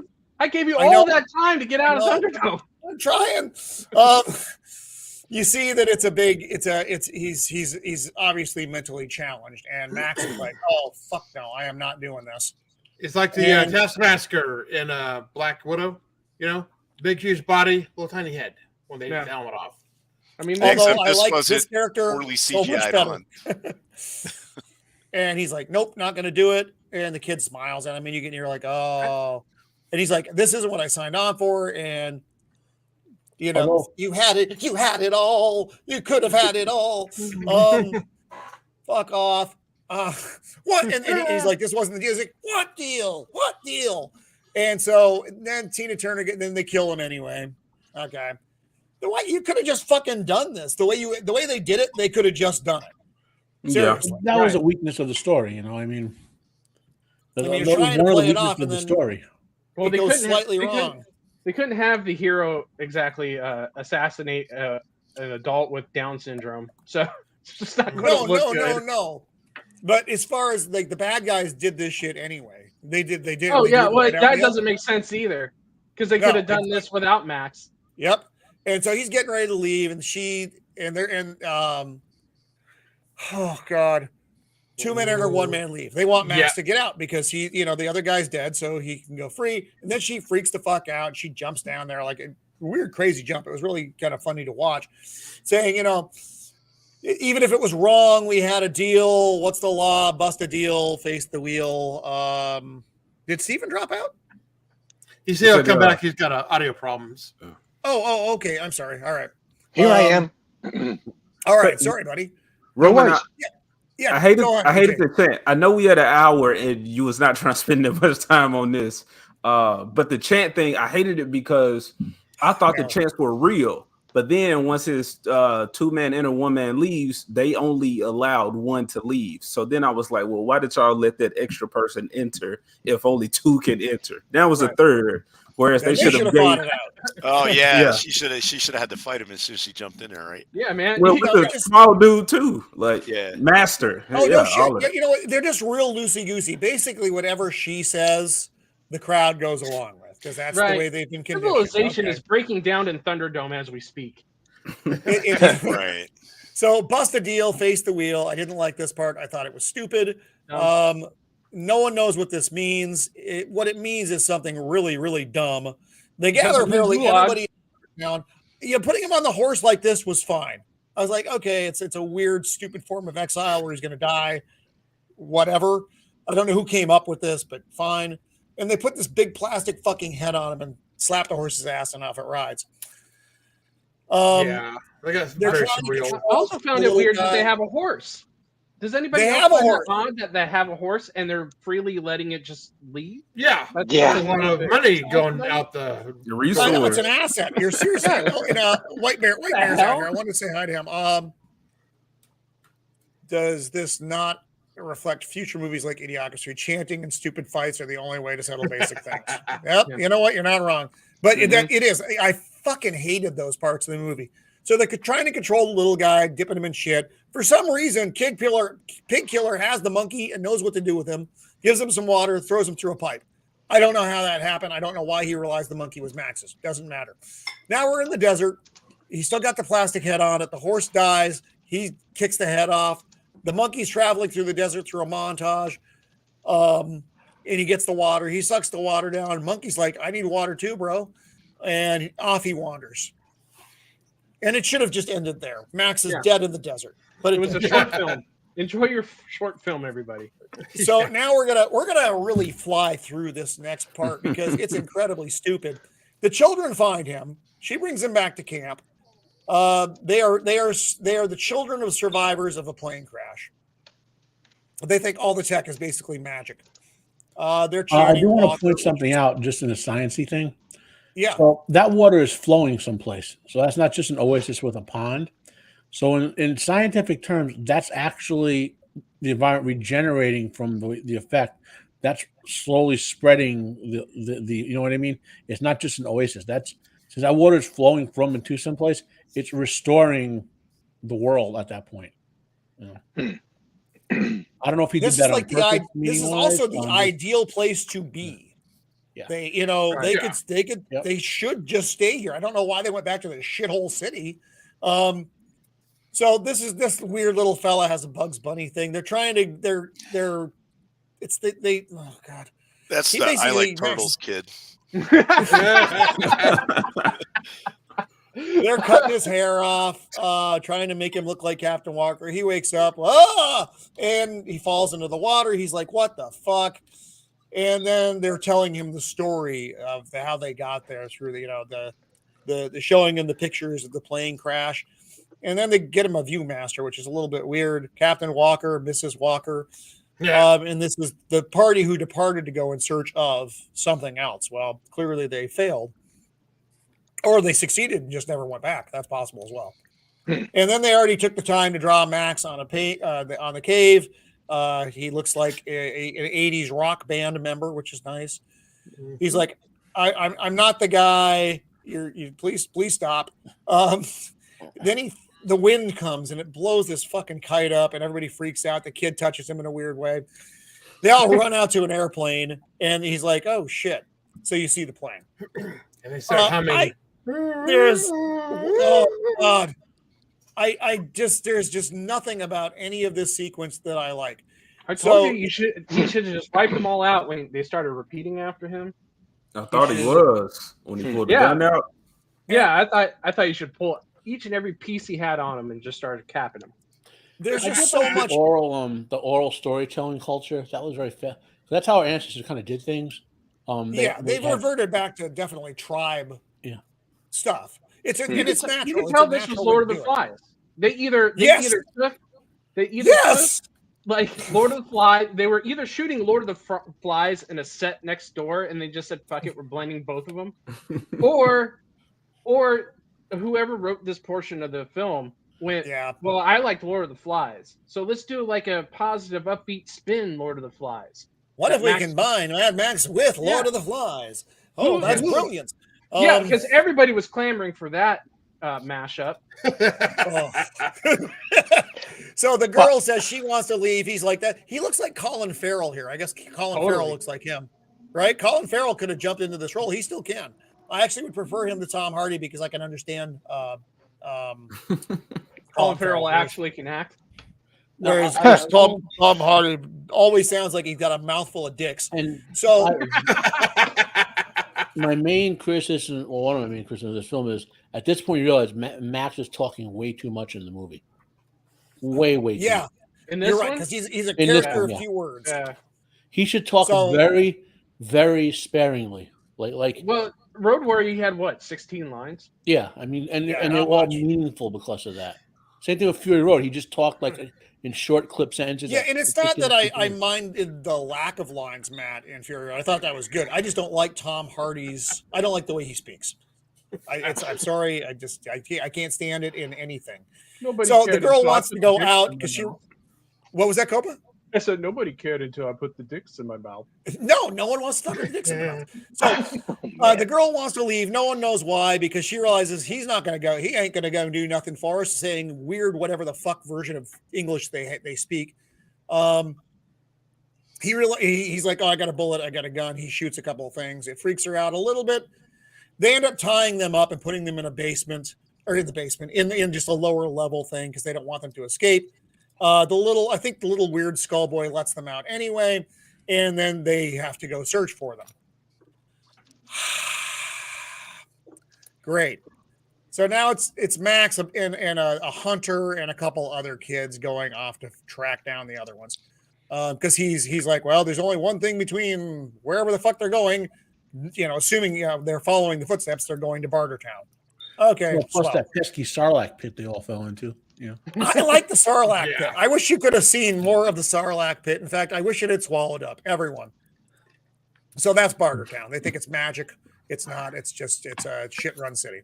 It's our only hope. Bullshit. You can turn around and walk back, buddy. It's not that far. It doesn't seem. So they have, for some reason, they find this pipe that Max didn't know existed and go back into the city through it. The monkey didn't tell them, so I don't know how they knew that it was there. So he wants to go back in. He wants to get the little guy. I don't know how he thinks he's still alive because he wants his knowledge. He wants to use him. This is where things fall apart rapidly for me as far as plot goes. There are so many things that just don't connect properly here. This is where it falls apart for you. right here. So you can hold it up in the air. Yeah, right up here. It was fine. Yeah, totally. Yeah, it was on track for Oscar to this point. No, I just mean there are just so much that really fucking crumbles apart. The pipe part doesn't make any sense. The fact that the kids are maybe even still alive, whatever, doesn't make any sense. I don't even know what they've been doing this entire time. No one knows what they're doing. Why still did they haven't come seen here? a car? You still haven't seen a car. You're right. You still haven't seen a car. Well, So, why is everyone in that massive pile of pictures not dying of dysentery or something? Yes, exactly. They're not wearing masks. Actual masks. So they go down. They're like, "Hey, little guy, we're gonna rescue you." The pig killer is excited because he's gonna get out of there. There's a whole gaggle of kids standing in shit, and the mechanic comes back and he's like, "Hi, hey." And then here's the Han Solo scene where Max chases him, and then a bunch of other guys come back after him. It's the Death Star scene, except down in a shit tunnel. Oh, God. Oh. So apparently there's a truck railroad car thing down the tunnel. I don't know why this exists. I don't understand for the plot. Another town. I get food and stuff from other places. Yeah, but it's connected to all the pipes and stuff. I don't think this thing has seen movement in a very long time, because as it pulls out, it rips all the pipe infrastructure out with it. True. Everything was connected to it. Yeah. So, yeah. I'm sorry about that. It's. When you put it all together like that, I understand how you could take it the wrong way. Context means everything. So she's like, "What the fuck's going on?" And then she sees Max. Whoa, problems. There's the little fella again. I think they just throw him into a big vat of shit, if I'm not mistaken. Yep. The kid kicks him into a big vat of shit. Things. So they're all wacky. They're just a hoot. So the Peter Pan and the Lost Boys all pile into this vehicle. That's the pipes that all get ripped out as this vehicle leaves. Again, I don't know how anybody knows these things are here other than the little fella, and I guess he could have told them. Maybe Pig Killer. He's been down there for a minute. Truck drive. It's like that's just Oh God. And so there's an explosion as the truck pulls all the pipes out. And she's like, Bartertown. Go find the little man. Go find him. All right, Tina Turner. Thank you. So vehicles. Finally, we get vehicles. I don't know if they're classically run or methane run. I think they're classically run. So everybody's got their vehicle. They're chasing the train thing, which I still don't know why it exists. You know what they're saying? We had a truck scene last time. You know what this movie needs? A train scene. Clearly. Yeah. truck train. Yeah. But look at the landscape here. It's not all overgrown. The tracks are pretty well maintained. So again, I don't understand this part of the movie. Chat, does anyone in the chat know why this exists? Because I certainly do not. Other than plot device that doesn't fucking make sense. It's a plot device, but it's a bad plot device. I would say the train, bear with me on this, Copa, the train may be a worse plot device than the whistle. That's ridiculous, Roman. Now you're getting crazy. I don't know, dude. I mean, the random pulling out of the whistle in the beginning is just so cringe. Well, you can't just pull out your whistle whenever you want to. Well, you can pull it. Well, you can whip out your train. There was sorry, everyone. I'm sorry I did that. I apologize to everybody watching. So the do train's we have a Roman's upset about this moment counter? I was trying to get one going. I definitely think that would be an important part of this video. it exists to piss off Roman. Exactly. Placid, that is the best explanation of why this train exists that I've encountered. So they're going down the tracks that go nowhere, by the way. You'll see that in a minute. The little guy's like dressed like someone from the 1920s for reasons I can't begin to guess. Yeah, he looks like he's from like the 1890s. He's like, I invented the train in the 1850s. Oh my goodness. Again, I am the costume designer. He's on a train. We are trying to make this a period piece, make it have the vibe of the How's this dude even possibly catching him? So Ironbar, who just climbed out of a vat of shit, is doing what were these things called? Hand cart. Hand cart, thank you. Yeah. Who's And he's catching perfectly up with the clean, train. by the way. Look at him. Yeah, he has dude. no pig shit on him so now whatsoever. But he's going so fast, he blew all the shit off of He him. blew all the Yeah. shit. He's running off methane. Because that's the it's just fucking terrible. Max jumps off the train to try to Oh my figure god, out. that car, dude. I know. That is the coolest car. And the guy driving it too was all cowboy leathered out. Or Every time I see that, Up. I think of what Cruella de Vil would have done with all the Dalmatian skins for our car. Yeah, Yeah. No, those are the So- extra skins. The first one was for the coat. Yeah. Well, it's 100 I hear they would have make enough. pretty good eating as well. Yeah.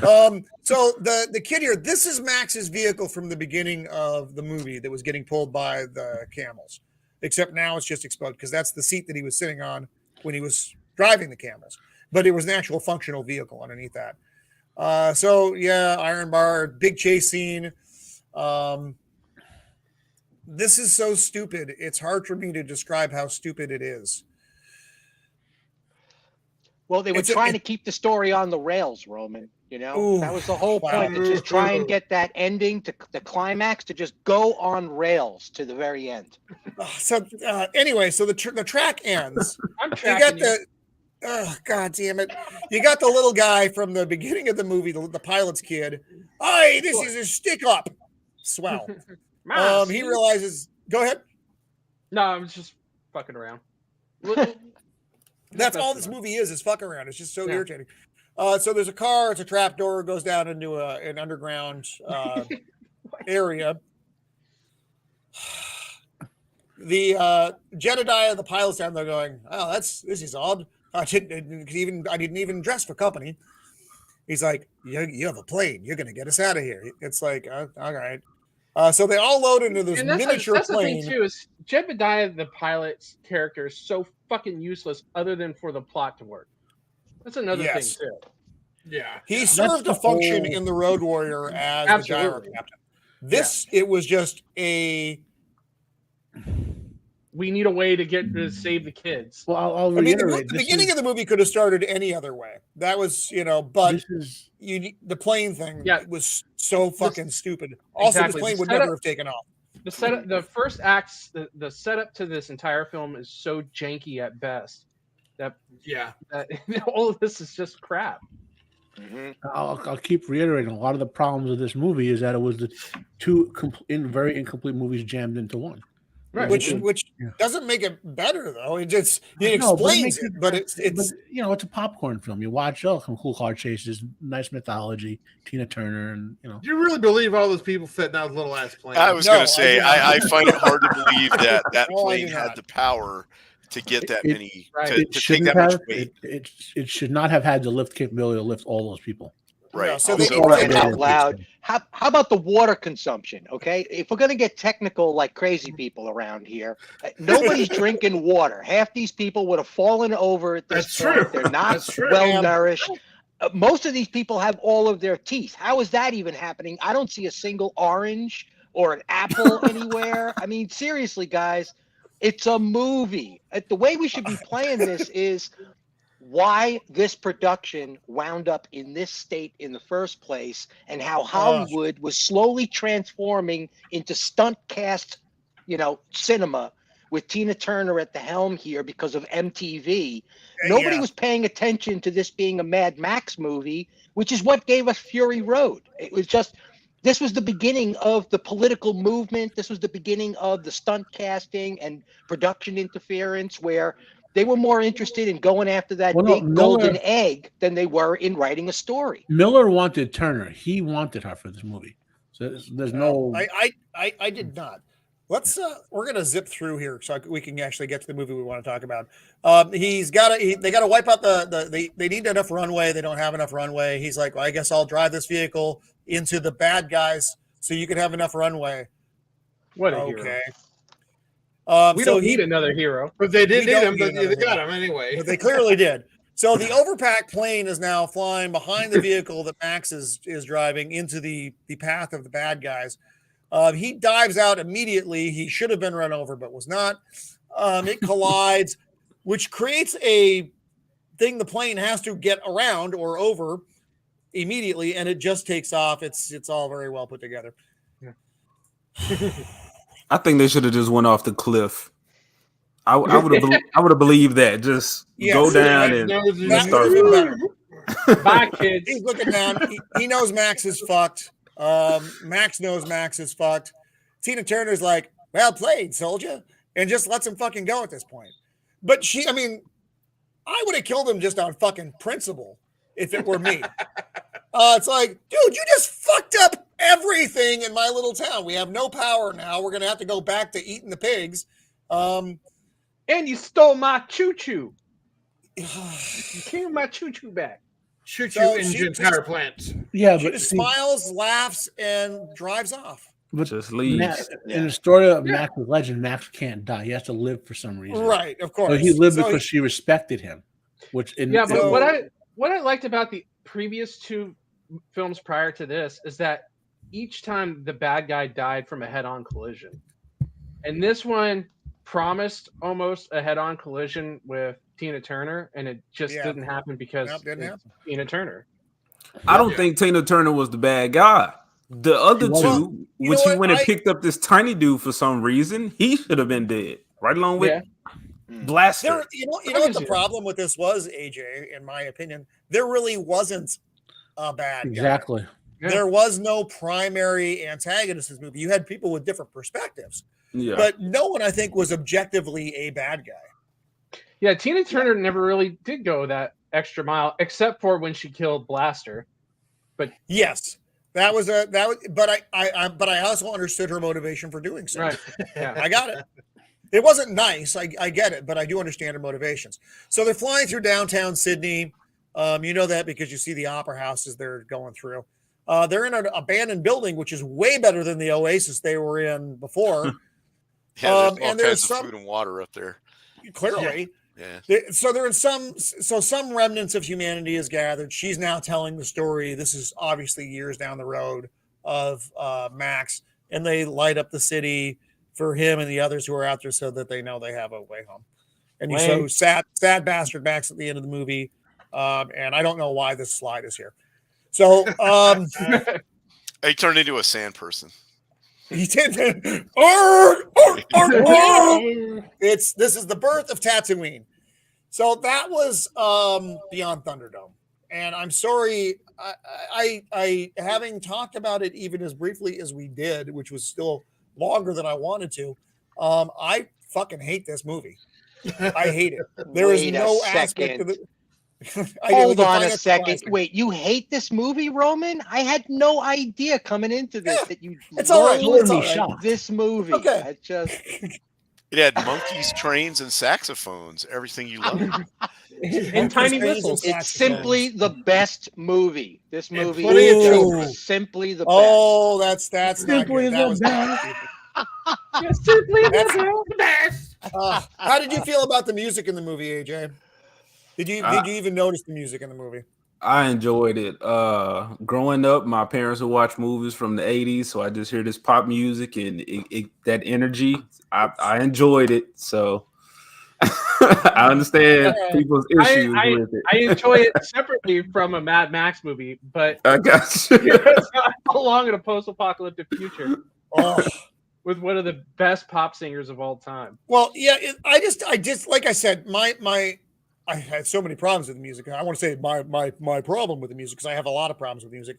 I don't like soundtracks that are not orchestrated, unless it is like a rom-com or even like a Quentin Tarantino type film where he's putting that kind of music in, although whatever songs. We need to point out there was a pop / rock musician in the last film.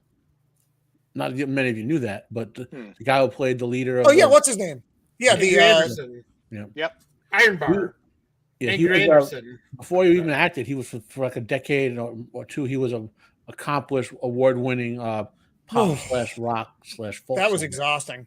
That went way longer, but I know I tried to go as fast as I could with that. I'm sorry, but so that was beyond Thunderdome, and we can maybe talk about it a little bit after we get done. But so I stand firmly on I hate that movie.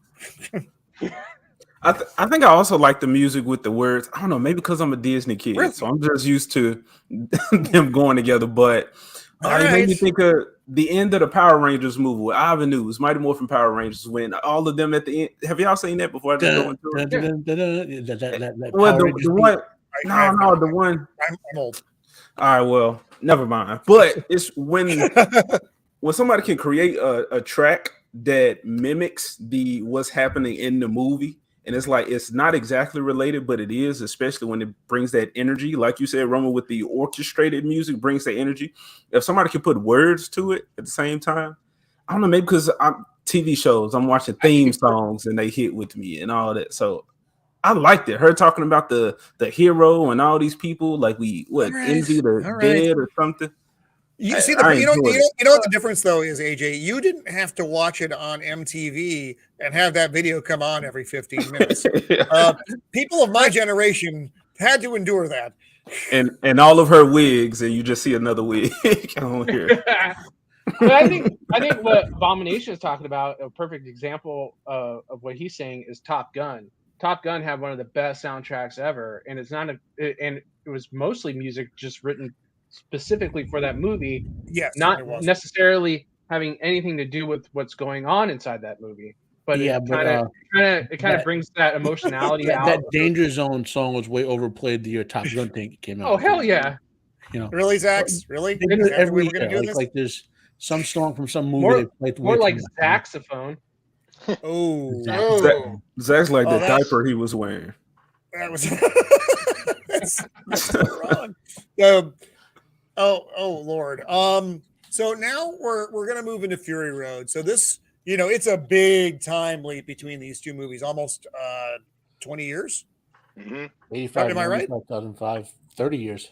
30 years. Holy shit! Before you got your next Mad Max movie. So George Miller is now like 160 years old. Am I what? Are you even 30 years old yet? No, I'm 29. Wow. So he's right so there. Cute. I was 29 once. You are a beyond Thunderdome baby. It's like, yeah. Oh my god. I think if I would have watched that movie, I would have been pissed too. Like those kids, they were annoying. They were annoying as shit.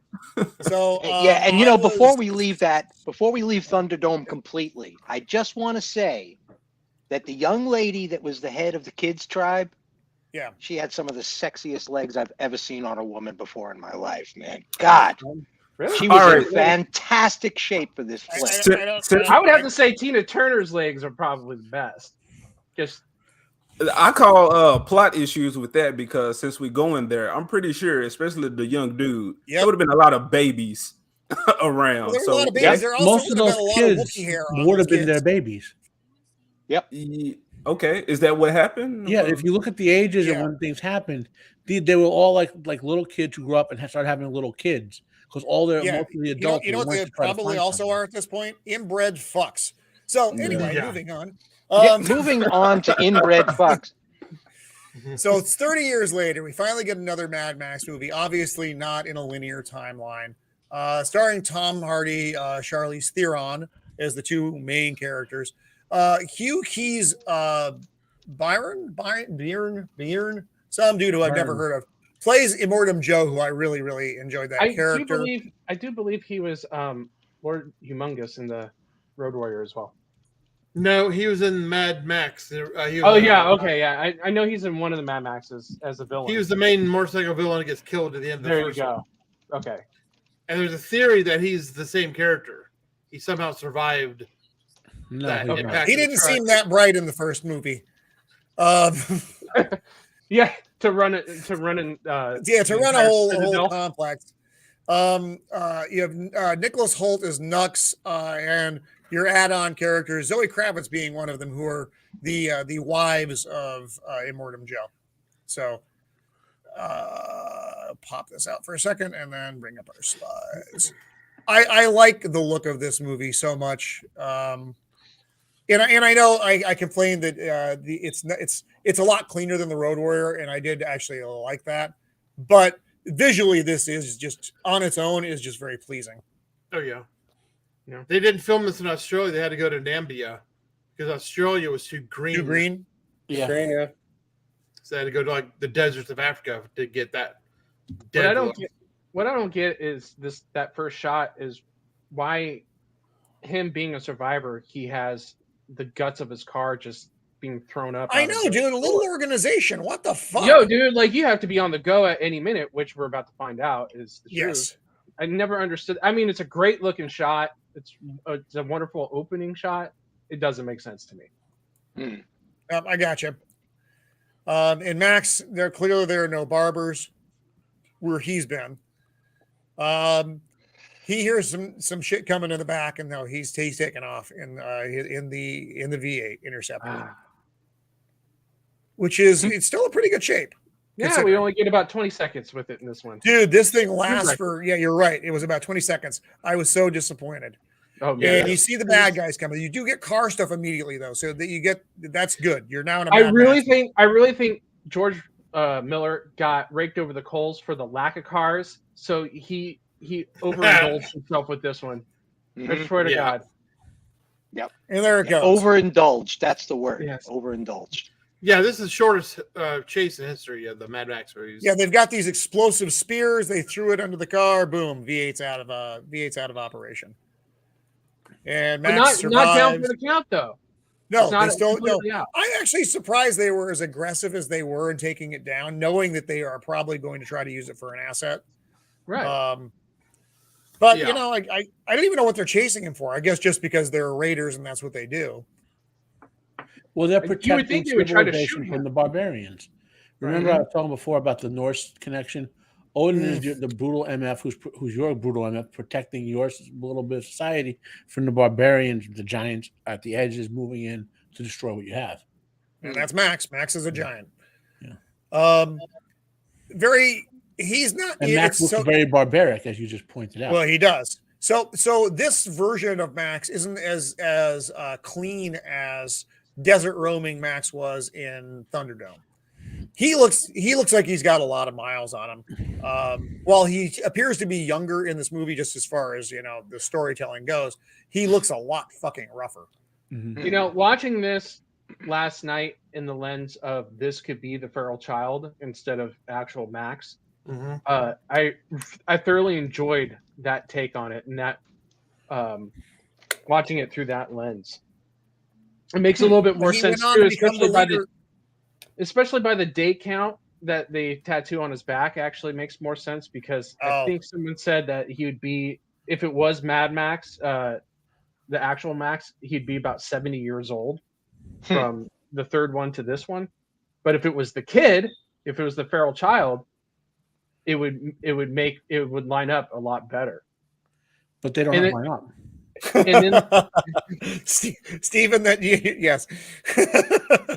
So with that theory, truckloads of a lot of things in these movies. Go ahead, AJ. Oh man, I kind of lost it. If that was the kid, so this is the actual? Is this a fan theory or is this just what the? It was a fan theory. It's a fan theory, yeah, but that makes a lot of sense. It makes a lot more sense. It's also the technology. With the tech and the fact that this Max grunts, he doesn't really have a full command of the English language. That much is certain. AJ, Miller has said, "Don't look for the films to be continuous. They're not designed to be." Yeah, what I was getting at, what I was thinking was, if this was the kid, then he would have kind of adopted the style that he grew up with. So we would see less leather, I think, than what we see right here on this Max. Right. Like I understand he's probably trying to. I understand he's trying to look like his hero or whatever, but you know, you would still get some type of influence from the actual attire from the people around you. I look at it through the lens of it's straight up. This is Max. This is just another story of Max. I like the fact that they also part of that theory of him being the feral kid is this is post him leading the Northern Tribe. Yeah, and all the people. Yeah, and all the people that you see as he has those flashes of people dying and stuff like that is the people of his tribe that were being killed under his watch, and he couldn't do anything about it. Yeah. Did they call him Max though? I don't know if they did or not. I think he ends up telling him that's what his name was because she asked him what. I'm saying the kids in the vision. I don't think so. I think they just said, "Why'd you leave us?" But yeah, you might be right too. I like this. I like the tattoo business. Yeah. I thought that was great. I mean, it makes sense. Totally makes sense to put all their info on there. And I liked it when they go to Brandon. He's like, "Fuck no, we are not doing this." You can tattoo me all you want, but you're not branding me.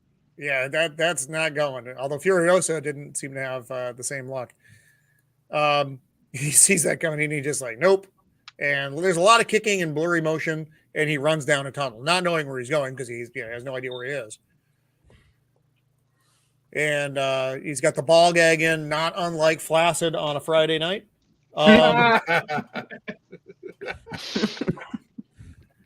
So now all the war boys, as we learn their names, are going after him. He's like, "Uh-oh, weird bald dudes, freaky." And this is funny because you think he's looking outside until you realize later in a later shot this is actually just part of this is in the Citadel, and we realize he's so far up. This is one of the dead who haunt him. So this version of Max has a little PTSD going on. And he just takes every one of these motherfuckers out, though. He drops down and he just throws them all off. And dead kid again, running. Oh, I'm really high. Yeah, oof. Yeah. I like that too because you get through the bars, this jungle atmosphere, so you think he's ground level. Yeah, it's a good mislead because it definitely does. And he's like, "Oh fuck." I guess I'll jump out onto this hook. Yeah, so much for the high ground. And this is neat because I like the colors in this scene. I mean, the rust and yellow colors that's one of the big color schemes in the movie anyway. But the paleness of the war boys next to Max, who's like normal skin tone, and his dark clothing. Plus the doors and the mountain behind them, it just looks really cool. The look of this movie is fantastic. Yeah, I didn't quite get the logic of jumping out onto the hook. There wasn't really anywhere to go with that, but I think he was saying not there. Like just get away. That doesn't quite work out clearly, and then we finally get the title. And then we meet Furiosa. I liked her character. You're right, but Copa, I think you said it. It is kind of a battle of the leads here, though. I think they probably get very similar screen time. No, and she also gets like a full character arc and development and redemption plot. Yes, she gets it all. She steals her movie. That's why I was wondering what are y'all thoughts on it, because the last time when y'all was talking about we're going to be talking about it, discussing it. It's Mad Max Furiosa's Road, Fury Road. Ooh. Well, somebody expressed that this movie, I thought it was Steven, I don't know, but somebody was like, I don't know about that one. So I'm like, okay, seeing the time that this movie came out and how this is a male character, straight white male at that, it's like, how is this going to be handled? So I was trying to take myself out of that as I was watching this. Yeah. Here's the thing about this movie is I watched it, I took it for what it was, and then it was the media and everybody else that was like, oh, it's the Furiosa movie, it's a feminist narrative, and all this. So then I was like, okay. So you see what I'm saying? So I didn't take it that way initially, but then everyone started saying that it was for either if you were on one side of it or the other, because I knew a lot of people that were praising it for that, and they were like, yeah, she was badass and great, and I was like, okay, it's kind of like Mad Max wasn't even in his own movie, is how they were like pushing it. So I think that's where that narrative comes from. If you look at it from your own personal perspective, I didn't see it that way at the beginning, but it was after all of media and all that. And if you look at when this came out, this was right on the front edge of where everything is going now. With so I paid attention to the time. This was 2015. So when things started going down, it was 2011. So like I said, I'm taking note of these things, but I'm not letting it affect the movie. But I see clearly, because I'm watching these movies kind of back to back to back, I see how the focus was Max, and now we have this. It's like they put that female character in there that's right there with the male. Right around the time of the Force is female. But it's in the title. It's you have to look at it this way. It might have come out 2015, but it was shot in 2014. It was written 2 years, maybe even more prior to that. So I don't think they were really trying to hammer home like a woke message, because we're talking this thing. I don't think so either. What I'm saying is I feel like it got hijacked for that. Oh no! I totally agree with you. Certainly did that. Yeah. I think the media on both sides of the aisle, whether it's left, right, I think the right side took it as, holy shit, this is a feminist movie. They're going to wipe out Max from it because they hired a feminist writer for the female scenes alone. She wrote the vagina monologues. So that already rose people's, that already elevated. Yeah, and she only worked with the females and not Furiosa at all, just the wives. So it doesn't affect my experience with the movie. But I realize that it really doesn't have to be an agenda push, because all of these things that we love already, they kind of already have these elements in them. You just see these people come in and just go hard and like focus on that. But I enjoyed this movie. I figured Mad Max cannot be the only person out there surviving in this, even though it's his mythology or whatever. I'm like, there's some other people around here that are capable, I would say, of surviving.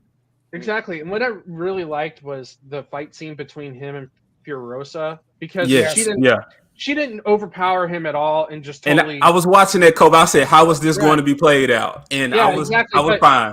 Every time he was going to lay her out, and you knew he was going to lay her out, you know, the chain got pulled on his neck and stuff like that. You know, they made sure to really make sure that she didn't overpower him, and every time that he didn't land a punch, it kind of made sense on why he didn't fully connect. Yeah, it wasn't the 120-pound woman beating the 200-pound man on sheer physical strength. Right. So like in a cuck movie, so to speak, the dude makes mistake after mistake after mistake, and the female succeeds despite it. She only made it because Max was superhuman and did all the crap he did in the movie. Otherwise, she would, and the wives would have been caught right away or never would have escaped. Right. Oh, hey, Cannoli. Hello. Hey. Yo, what up? Hey. Sorry I'm late. I just wanted to miss the Thunderdome stuff. So I actually, that is entirely justified. It's sweet. We get it. Wait. We all have to suffer. This guy could just skip over that crap. Well, he was talking football with Left Eye and Pops. That's true. You know, I was with Left Eye and Pops ago. So big members channel. I have to get my nerd. I have to get my nerd thing. Quick, going somebody back play on. the saxophone just to. No. Jana has a freaking great point. She should have overpowered him. He just had like 17 gallons of blood taken from him. That's kind of true. Agreed. As well as those women back there, I was like, what are they going to do? Are they going to jump this man? But no, they just like, I said, girl. Pale, standing by. I said, y'all could I have. will say, this is one movie in this franchise that I think they easily could have gotten away with killing Max. I really think so. Because Furiosa is capable enough, right? And the story focuses on her well enough. And even the kid that rebels against the painted face kids, you know, whatever those kids are called, the warrior boys or whatever. Yes. Even he goes through enough of a turn and falls in love with one of the girls in the cab that, you know, that it could have been their movie. The film actually supports them as it being their movie. And all we would have needed was Max to narrate the whole thing, you know, a la American Beauty, where we don't know if he's going to die because he's narrating, but he does, and legitimately pass the torch on, because nobody's really paying attention to Max in this movie. I mean, even the audience isn't. They're completely enthralled with the chase scene that we're about to see. She's a perfectly capable hero character, and it would have actually changed the dynamic of the whole gender discussion if they had just gotten brave, maybe grabbed themselves in the sack and said, let's do it. Let's kill Max. I think move this into Fury Road. I think if they killed Max, every fan's face would melt off like it was the end of Raiders. There would be no rewatches. The movie would have collapsed. Yeah, that would have been the worst move. Just even with the hot take. It's not even his movie, as far as I'm concerned. I mean, he's just there as a pair of jingling keys, like his car in the beginning. You know? Oh yes, Thank exactly. you, Mrs. Pinelli. So if this movie was made now, right this year, they probably would have done that. Fuck, Max wouldn't even be in it. Yeah, he wouldn't. Exactly. He would have died. He would have died when they flipped the B8 over. He would have been in it, but he would have been asking her, "What's the plan? What do we do?" Yeah, You he's know this deferring guy. to her on everything. Well, isn't there a sequel coming out with just Charlize Theron though? Okay, well, there's your answer. The next film Actually, is I don't think Furiosa. it's Charlize Theron. That's right. She didn't want to do it. It's younger. And Furiosa movie, the single Furiosa movie, has been in production hell since this one. Yeah, and then he's also maybe working it won't on the come next Mad Max film, like to go after right after that. Is that also going to be starring Tom Hardy? I hope not. I Kind of think, rumors of a TV show that he wants to do as well. I think she was a good enough character that she could do her own movie. She had enough depth and interest in, like, you know, before she lost her arm and all that.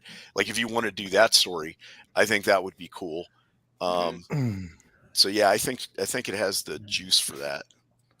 All right, let's move a little bit here. It would, So you know, it would actually be a neat thing to have Charlize Theron's character Furiosa leading the Citadel, and how that looks like taking over an entire practical empire. Yeah, the aftermath of what happened in this movie. Like a direct what sequel. would be actually, Copa? What you could do. You could actually do both. So you can have her running the Citadel, and you can have a series of flashbacks. Where you can be telling the movie in both time periods. So you get kind of the best of with that, and you don't have to. Because I would like to see Charlize Theron in the role again, but I don't think we're actually going to do that. So they're on a supply run. She had a hell of a time on the show, and her and Tom Hardy did not get along whatsoever. No. She probably couldn't understand the motherfucker. So speak now we're English. being Immortum Joe, and his cool armor and bad skin. Total smash. Add on to what Copa said. If you follow the Norse mythology motif, Immortan Joe died in Ragnarok, finally succumbing to the forces of chaos. His son's like the big guy, Thor-like guy, angry tempered, smashes stuff, doesn't think much about it. Yeah, he died with him, you know. And now what happens in Norse mythology is the world ends, but in the sort of Christianized version of it, something arises afterwards, and that would be what Furiosa would lead, and there'll be a different mythology arising. It would be interesting, like to see what happens after. Do you see his challenge coin shoulder pad? Yeah, I did. Just noticed that. So this thing clearly somehow affixes to his face, which we see. Which part of this is him? Which part of it is the mask? I think it's all mask. Is it all mask? Yeah, I think it's on mask. Because if you remember, it rips his jaw off afterwards. But there's a scene where because that thing opens up though, because there's a scene where he's screaming later and it's open, so it's not just that. It's a mobile device. Well, if you look at where the bolts are, it's kind of bolted to his jaw. Yeah. You're thinking about it too much. It's supposed to be his face. It's not supposed to be his face. You people are so literal all the time. Steven's got to go to bed. Steven's like, come on, dude. We got to go to bed, man. So they've got this. I don't know what this was in previous times. Obviously, some kind of water control station. Looks like a 40K orc stronghold if you go by that picture. Yeah, you're right. Yeah. So Joe is sending Furiosa on a supply run with Bullet Town. They're doing, there are different factions. They all do trading. They're all interconnected, but not the same. Flaccid makes a good point about the world building. So you have like Bullet Town, you have Gas Town. Yes. They're like a little triad. And then you got the wasteland people. Then you got either more wasteland people. There are different groups of people out there. Someone joked about Biggest Dickus before. His son's name is literally Rictus Erectus. Wow. But yeah, I like this 3-city economy thing that they got going on. And I think what the Citadel is doing is that they're trading water and mother's milk for bullets and other materials and stuff. I can't forget. Oh, and gas. Gas, yeah. They're probably going to food down there too. There is an awful lot of people here. Yeah, they must have something to support all them, unless they're water. Yeah, but they don't even have a good water. I mean, he just dumps the water down. Most of that water does not make it to the people. It's just kind of there. Yeah. Well, you want it in the land. Maybe design a better system.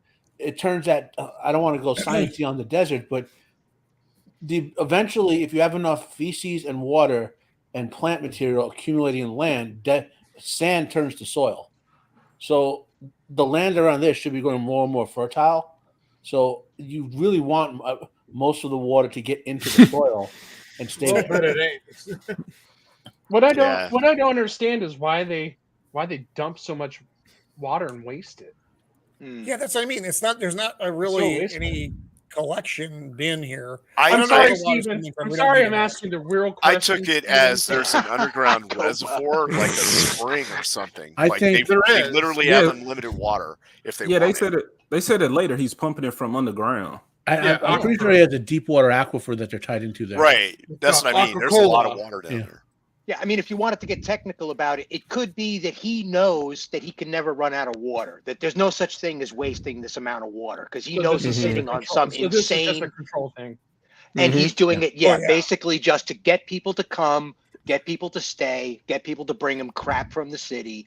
He uses them for labor as well. He also knows they're powering his water going into the machines soil would eventually, with the work going on, rejuvenate it around there. I also have a sinking suspicion there's a lot of Soylent Green going on. Oh, yeah. They're eating something.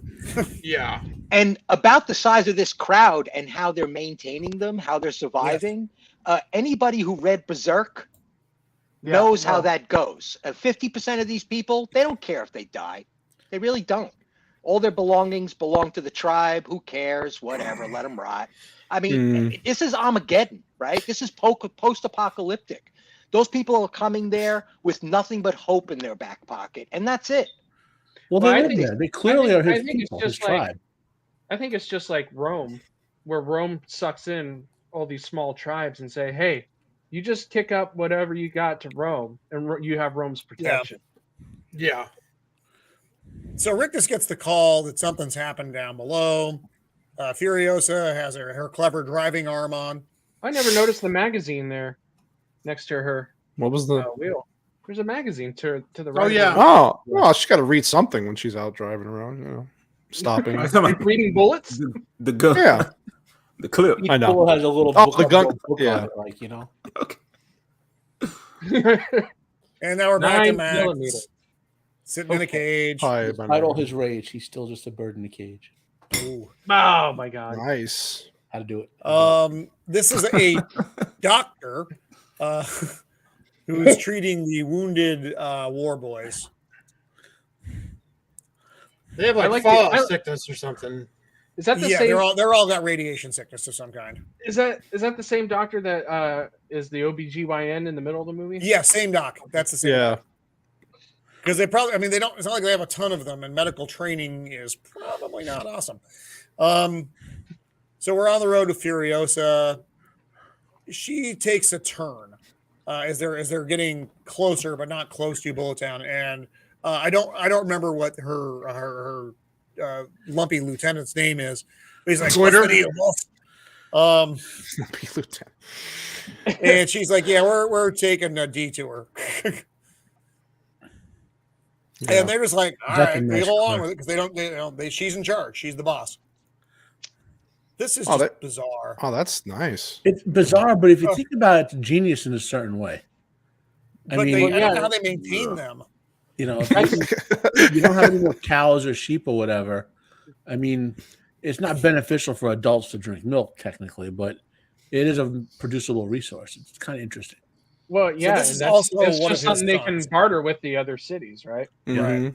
Like that's their commodity. That's probably why they have all the vegetation on the top. Is to feed the women so they can produce more milk. Yeah. So it's not. It's the vegetation's not for the citizenry down below. Oh fuck no. Obviously, it's for the. No, women they're just eating each other. They'll be fine. Yeah, it's for the women to be fertile and to produce milk, which is how I like my people below don't even have teeth. So what the hell are they eating anyway? They don't need teeth. What are they going to do with them? They got nothing to eat. So the little fella here is also one of Joe's sons, and they're watching the truck, and he's like, "What the shit?" And I agree with Classic. Are y'all talking about Smash that dude? What's the smasher pass on this? Oh my goodness!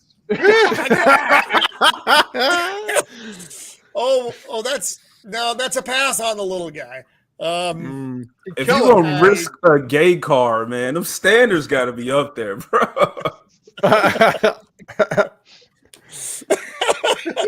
Zax, really? Smash makes a good point. No, Zax. No, senor. No.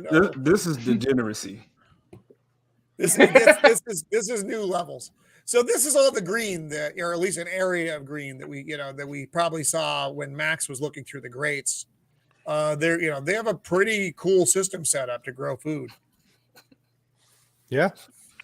And a place to store the women's. So they've got a vaults in this that he keeps his wives in. It's where all women should be. Yeah, I'm not mad at him for any of this. Yeah. AJ knows. AJ knows. Hey man, he's just a dad trying to protect his children. Yeah. Exactly. Yeah. Well, they've got clean. They've got probably clean water, or at least a place to bathe in there. How many of you think this is horseshit? That all these women said, "Fuck this! I don't want this life, and I will not be a sex slave to him. I'm leaving." Yeah, Copa, I'm 150% behind you, man. There is no way these chicks would be rebelling. No, absolutely way on earth.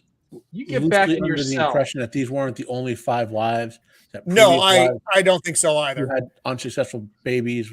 Pretty much got their heads smashed in. Oh, so are these like the best of the best? These are the I think next these are his batch of favorites. wives. The cream of the creme. Remember, he made his other kids like Rictus Erectus and that dwarf. Yeah. They're his kids. You know, so he's been making kids with women. It's like, what else are you going to go do in the post-apocalypse? Go, Copa. I think we could take it a step further too. I think that the women would have actually gathered together and they would have guarded and opened and closed that door themselves. If that had been written into the plot, it would have been like, these girls are in charge, right? It would have been better. It should be shown that they have some say. Well, it would have been better if they in Furiosa and some people actually took them out against their will. Oh, yeah. I disagree. Right. They weren't leaving. Right. Like they're stolen prosperity. Property for sure. Well, you can tell that the Vagina Monologues person wrote all this. We are not things. Exactly. They're not leaving prosperity. They're leaving the patriarchy. Well, exactly. At that point, she also blows her Shieldwall. At that point, it would have actually made a lot of sense. It would have actually become a feminist movie with Furiosa being the feminist leader, the matriarchal leader, because these girls were trying to sabotage the mission. They were reluctant. They didn't want to come. We had to drag them out of there. They don't understand. They don't want to. That would have made more sense. It would have, for me as a writer. Me and Steven, we're gonna go right. We're gonna go right this one. I took it as Emote and Joe is gross. Therefore, no, for real. Like he's gross. He's got all them sores on his body and stuff. He is gross. Yeah, therefore, yeah, that's why they wanted it out. If he'd have been the dude from 50 Shades of Grey, they all would have stayed. Hell, if he would have been the dude from Mad Max 1. I took it as they didn't want to become either mother's milk cows or like this chick and enslaved for the rest of their lives or executed. But see how cool, see how nice he is and generous he is. Let's yeah. Look, if he would have been a dude for 50 Shades of Grey, he would have been on the back of somebody's motorcycle. One of these dudes' motorcycle. Somebody's wife or boyfriend. Yeah, exactly. With the headpiece. Are they brothers? Yes, they're brothers. He would have been sporting the chaps. 50 Shades of Grey chaps. There we go. Here comes the war wagons. Yeah, dude. Oh God, I didn't like this. You're the only one. You're the only one. This part drove me crazy. The big drum thing and the big guitar thing drove me nuts. And the type of drumming. Why not have a concert while you're? That's what they're doing. It's a like a war drum. Well, they don't have 8 tracks, so they got to. You got to create your own music. So you got like part of their culture. I mean, you got like 50 amps stacked on top of each other. What was cool about it to me is it's like a propaganda thing and like a shock thing. So you take it into battle, or you use it to announce the arrival of Emote and Joe, and there's no way you can miss it. You know what I mean? Yeah, I could see that as an Apocalypse Now kind of moment. Yeah, exactly. I get where you're coming from, Shieldwall, but I think I'm more on Roman's side with this whole thing. It's like priorities, boys. Is this what you're using electrical power for? Is this where your engineering skills are being applied? Dude. I think we got some other priorities. That's exactly how humans operate. Yeah, I was going to say that's realistic. If I was a war boy, I would get so psyched if I heard that thing. Like exactly, it kind of like Hannibal. They get all riled up. And you just saw the water usage, so they don't care about wasting resources. No. Plus, they go through so much silver paint. Right? That Ayatollah of rock and roll would have had his own guitarist or whatever, had the budget been there for it. And other people's blood. In the other people's blood. So the one little dude here, Nux, he shouldn't be going out. And his spear dude is like, I'm taking the car, and he's like, fuck you are. Strap this motherfucker to the front of the car. All right. Which his again, bank, he'd want to put his blood bank somewhere a little more safe, but whatever. And here we go. Yeah. These people all look like Copa. Baldest. This bald. Sorry, Copa. I love you, buddy. That's right. We'll do Goonies next. Hey, you guys. That's not meant to make anyone feel good. Awful. Check out that fire. It's like super Yeah, warm. look at that. I mean, look at that. And it's got a little so stage cool, in front of dude. them. Who would want a concert while this is happening? This is amazing. Yeah. I just Man, don't this was understand. Yeah, it was cool though. It did what it needed to because I was hyped. There you go. Well, it's like 10 years earlier, and Morton Joe is like, we will build 17 car battleships and 3 car carriers and 1 car rock stage. Actually, AJ, I want to ask you flat out, man. You've now seen these old movies that we loved. Yeah. In comparison, what's your modern take? What's the new take on? I mean, was this more satisfying as a Mad Max movie or the other ones? This Fury Road? Yeah. Man, this was more I like this one more. And I'm gonna be honest, it's because of more cars, the action, man. This car chase, like they dedicated all of their time. I think Copa said like he overindulged because of the lack in the last one. I got it from this. Yeah. Like when these dudes come out with the spears and it's just like, oh, we got them, like all of that barbaric type stuff. It's like they really leaned into this, and I loved it. So this dude with all the amps. I was like, oh, like I'm hyped watching all of this. And you get like 30 times more dudes looking like me in here. You got to no, it's that's the negative part of the movie. Like the first and second movies were more realistic. Like you could see maybe something like that happening. This is just over the top. Basically, like a little bit. Dad was saying, where it's like a mythology for real. Yeah, like people are like telling this, and this is mythological. Like the previous movies seem like they don't really. It seems like things happen organically, like they would in real world. It not like a movie setup, as opposed to this one. Seemed like it was like a movie formula. So I guess because this was more familiar territory to me, I liked it. I enjoyed this one. Like I said, I'm seeing what time period this is made in. I know I'm seeing like the backlash around it, but I was like, you know what? This shit's great. I suspected AJ was going to like this one the best, just knowing him and watching his streams. I said it when we did the initial one, and I was like, he's going to love this movie. Yeah, bro, this had me hyped. Now, again, I would have loved to see him in his car actually doing some stuff. It's at one point in this movie where he's like hanging off, and I said, you know what? He's going to jump off. He's going to hijack one of their vehicles, and he's going to make it his, and he's going to run shit. It didn't exactly happen, but you know. Well, he was about to get hit by his own car, and I'm like, get in it. Like, please get in the V8. We got a little of that. So, but when he got in the other car, and with the fat guy beside him, I want to skip ahead. That was funny. Watching this in 2015, I'm nowhere near thinking, oh, there's some like political behavior and maneuverings going on here. It's only like through the rose-tinted glasses of now is when I'm looking at it going, is there some messaging going on in here? That was my point before, is it was all the after stuff. If you watch people commentary on it and articles written about it and touting stuff like the vagina monologue chick wrote it. Like I had no idea that even happened, but once you hear it and then you hear these people's takes on it, it kind of poisons the well. So I did know because this date stuck with me. 2011.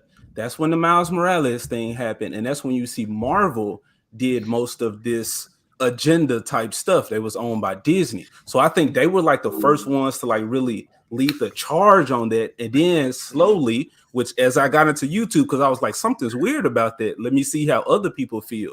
Then that's when I see all these other people saying, hey, it's happening over here with Star Wars. It's happening over here with Star Trek. It's happening in all these other places. So yeah, when I saw this, which I knew nothing about Mad Max, but I was like, I'm assuming what's going to happen to this movie. And now fast forward, I'm watching it. But again, like I said, all of this woke stuff that they're doing, they could have done this shit and it could have been great and it could have been under our nose the whole time because these elements are already there in these stories. So they've been doing the woke stuff for started with. I mean, the Battlestar Galactica remake was full of this woke bullshit. You know, it was full of deconstruction. Which one? The remake Battlestar Galactica remake. It was full of deconstruction. Oh God, yeah. Go back and try to rewatch it. Okay. And more, RDM says outright that's what he's doing to Battlestar Galactica. He was subverting it with modern ideology and reinterpreting. You know, all the code words were there. You know. Yeah, but the real point is that everybody has been saying this the whole time. It's not the woke stuff that's the problem.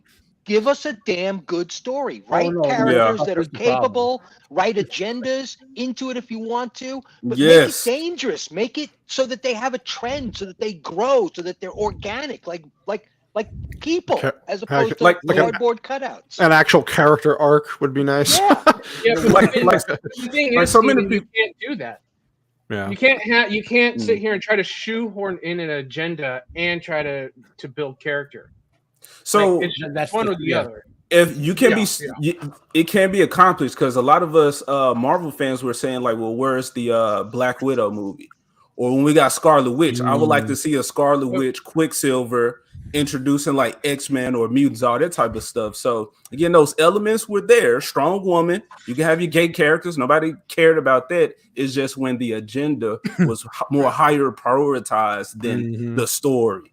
Right. That's the issue. A year before Ghostbusters, the all-female Ghostbusters. Right. See, it's that time. Right. Or that came out the following year.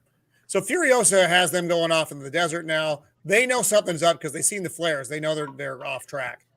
They're like, well, what the fuck? And then you got the little the sand people here. What are they doing out here? And they're like, well, it's good luck for us. I like these vehicles. They're really cool looking.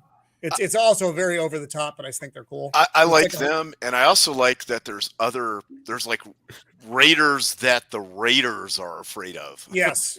Right. Yeah. And that fits So the they're like, thing I keep saying with Immortan Joe is like the Odin figure, protecting that area from the barbarians and From these people. Yeah, the worst stuff out there. He's a bad guy, but he's your bad guy. Yep. That does make sense because it's like they're chasing this, but they're like, we really don't want you to go in enemy territory because then it might start a war, and we really don't want that. But by him wanting his wives so much, it's like it overruled all of that. But yes, warring factions, it makes sense. The world building Phoenix was talking about, and also with the wives, is there implied like fertility is a problem in this world? Therefore, that's why they're so special. I think it's a matter of For him. not just fertility, but a matter of not having deformity. Yeah. It's a post-nuclear war world, so there are issues like that. Okay, all the war boys are dying. That they all know that they are all damaged goods coming out, so that's why they're war boys. So that's they even refer to their lives as half-lives. Yes. Malnutrition will do this as well. I mean, and plus also, let's not forget that people gathering materials from the nearby city, they don't know that stuff might be radioactive, and they might not know until after it's already contaminated local metals in general as well. If you go throwing all this stuff in a pit. Yeah, that was brought up in actually Thunderdome, right? Where he brings out the water meter and measures the water. What's a little radiation? Well, Max ate a two-headed lizard at the beginning of this movie. That's true. That's true. He was hungry. So I mean, they're building up some type of like resistance, I guess, or something. Well, Max is superhuman. I mean, he's already lost like 6 times the amount of blood a human being has. He's still perfectly confident. It's got a nice tan. Yeah, he's about to have a major accident riding the front of this car. Like that tube running from him to that dude has like 5 gallons of blood in it alone. And it's continually flowing.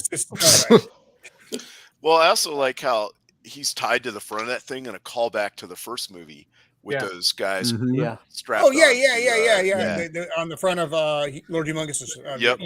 That's what I was saying. Like, it kind of seems like Humongous's Citadel is like Rome. It's sucking in all these tribes. And they're probably taking all these elements that they enjoy and using them to their advantage. It probably is. Like I said earlier, that water going into the ground, the waste, growing little crops around it, turning the desert into soil. It's probably a growing area of regeneration. Two heads is regeneration. So now, so when the war boys get injured, it's almost like their duty to what do they call it? I mean, they had some phrases they used. Crossover into Valhalla. It's almost like they're getting ready. When the Spartans are getting all oiled up and ready for battle. Getting ready for glory. Get shiny. Chrome it up. Chrome it up. Yeah. What was that? What was that for? That was chrome. It was that was to symbolize that they were ready. They were getting ready to die. Yeah. So if they did that, then that meant that they were on a suicide mission or basically. Yeah, I guess in a samurai sense, the chroming up was the equivalent of cutting your hair. Hair. Yeah. Well, or maybe the coins over the eyes. Well, no, it was a symbol to everybody that if they saw you do that, that meant that you were ready. You were going to go in. You were going to go all in. You weren't you're going until you're going to meet your end, basically. Yeah. What I'm saying is with the coins, it's like, okay, he's ready to pass on. Like he's not actually dead, but because we're not going to pick up that body, we're just going to leave his ass there. He's on a kamikaze mission. Right. Yeah. Exactly. Because he's getting ready for Morton Joe to call him to Valhalla to be among the elite. Tom MC says, "Witness me so that I might enter Valhalla shiny and chrome." Shiny and chrome. And I actually, this is a really cool jump scene when he blows up the vehicle. He is balls out doing it. There's no coming back. Going all. Yep. That stuff was beautiful, man. The explosions, the action, it's like a Transformer movie. As long as it's enough of that, I'm satisfied. See AJ. Now, AJ, did you think you were going to get like an hour and a half, 2 hour car chase in this movie? No. No. Dude, it's ridiculous, isn't it? I wanted it because that's what, again, culture tells me that. I even like played the Mad Max game for a little bit. So it's like that's what that's what the stuff like focuses on. So I'm expecting to see it. And so this delivers it without the assless chaps and all of that. you missed those. Not at all. Not at all. Oh my God, AJ, that is the most ironical thing I think I've heard you say. Considering how feminist this movie actually is, it's so ironical that the old stuff is gayer than this is. Yeah. And it's a lot gayer. I would gladly. It's not even like a little bit gayer. It's heavy. It's heavy gayer. Heavy gayer. Wow. Gayer. We'll go with that, Roman. It's okay. I thought they were just brothers. Like really weird. Yeah, they were brothers. Yeah, they're happy. Woolly, They woolly, happy. woolly brothers. He's like, and he's still a hood ornament. Sandstorm. Sandstorm. Crazy. Yeah. This starts the look of this again. We get the visuals here are just really good. So that's cars. Dude, if I were rich, I would drive that car all the time. Yeah, absolutely. Man, the different types of cars, like I'm not into cars, but to see all of them, you could tell, like, okay, we might have salvaged this, took this. Yeah, that was a beautiful shot. It that was like just every incredible. car that they owned came from like the 50s and 60s. Yeah. Look at that. Well, they knew how to make them back then. So That is true.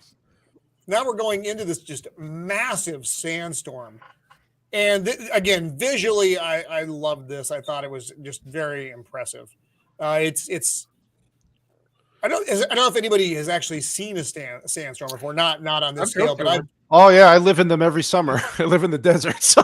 Well, I was we were in port in the Middle East in one of the ports over there, and I was up in the bridge on watch, and the storm was coming in, and you could actually see it, and it wasn't this grand, but it was fucking scary still. And you're like, oh my God. I'm thinking about the engines on my helicopters and all the cleaning that we're gonna have to do afterwards. Yeah. So anyway, I've seen it's called a haboob. I've seen those come in. Yeah, I've seen it come in, and we had they issued us goggles and stuff so that we the ones with like the foam around the edges. Yeah. And I had this was a while ago, so it was before like smartphones and stuff. So I had like the old disposable camera. So I took pictures of it time lapsed as it came in. Oh, nice. Yeah, Awesome. That's pretty cool. Yeah, they're pretty wild.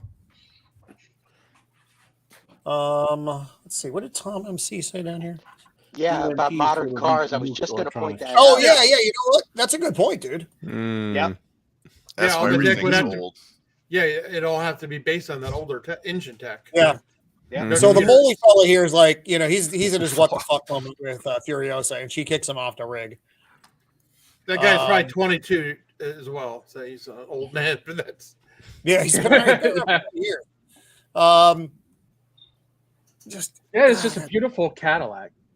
It looks like they separated the hood and then put all that. Oh yeah, there's and then they put the cab. They have like 2 cabs on it, actually. yeah. There's a cab and then there's an upper deck.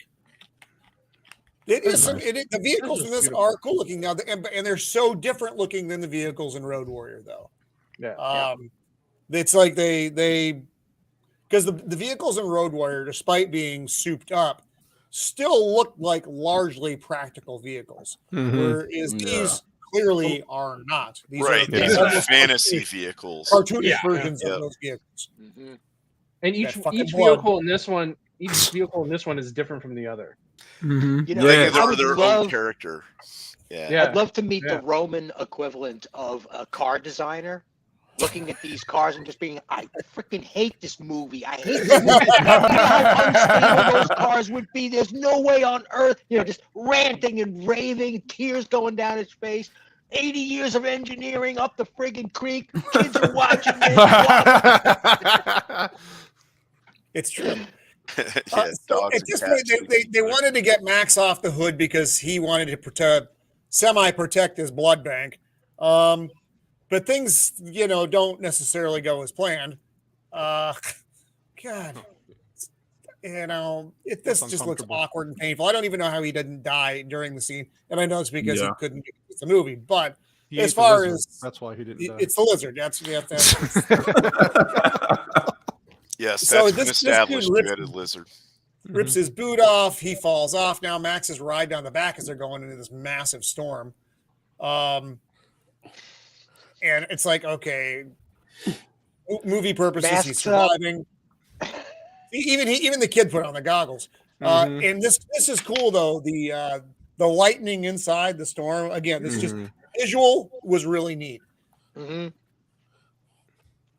Yeah, don't get me wrong. This film is absolutely gorgeous. I mean, all of its little things aside, right? Time period, whatever. Look at this thing. This thing's amazing looking. Some of these climactic set pieces are just wow. Steve, this is why I said if they just focus on the story, fine. Agenda under our nose, we don't even know it. They just socially engineering us, but we just like, oh, this shit's fucking amazing. You wouldn't hear all of this backlash. Well, it was just like what Richard Donner said when he was directing Lethal Weapon. If you look in the background of Lethal Weapon, on the refrigerator and stuff, he has anti-NRA messaging on there. He has Save the Whales and all this hippy dippy bullshit. It's in the police station too. Yeah. And Free South Africa, which I mean, who doesn't agree with that? But the fact of the matter is what he was saying was, look, I want to make a movie for everybody and enjoy, and then I'll put my message in the background. And that's how I get my message in. So everybody's happy. Yeah. And he also specifically said that if you put the message in the foreground and try to make the movie about the message, no one's going to watch it. And he was saying this in the 80s. And why people aren't picking this up today, it still blows my mind. I think we have about one more year before we've churned out all the rest of the bullshit that's already been written from the era. Right. And then we'll start seeing a turnaround. So we probably have just about one more year of this bullshit before we get back. I pray you're right, buddy.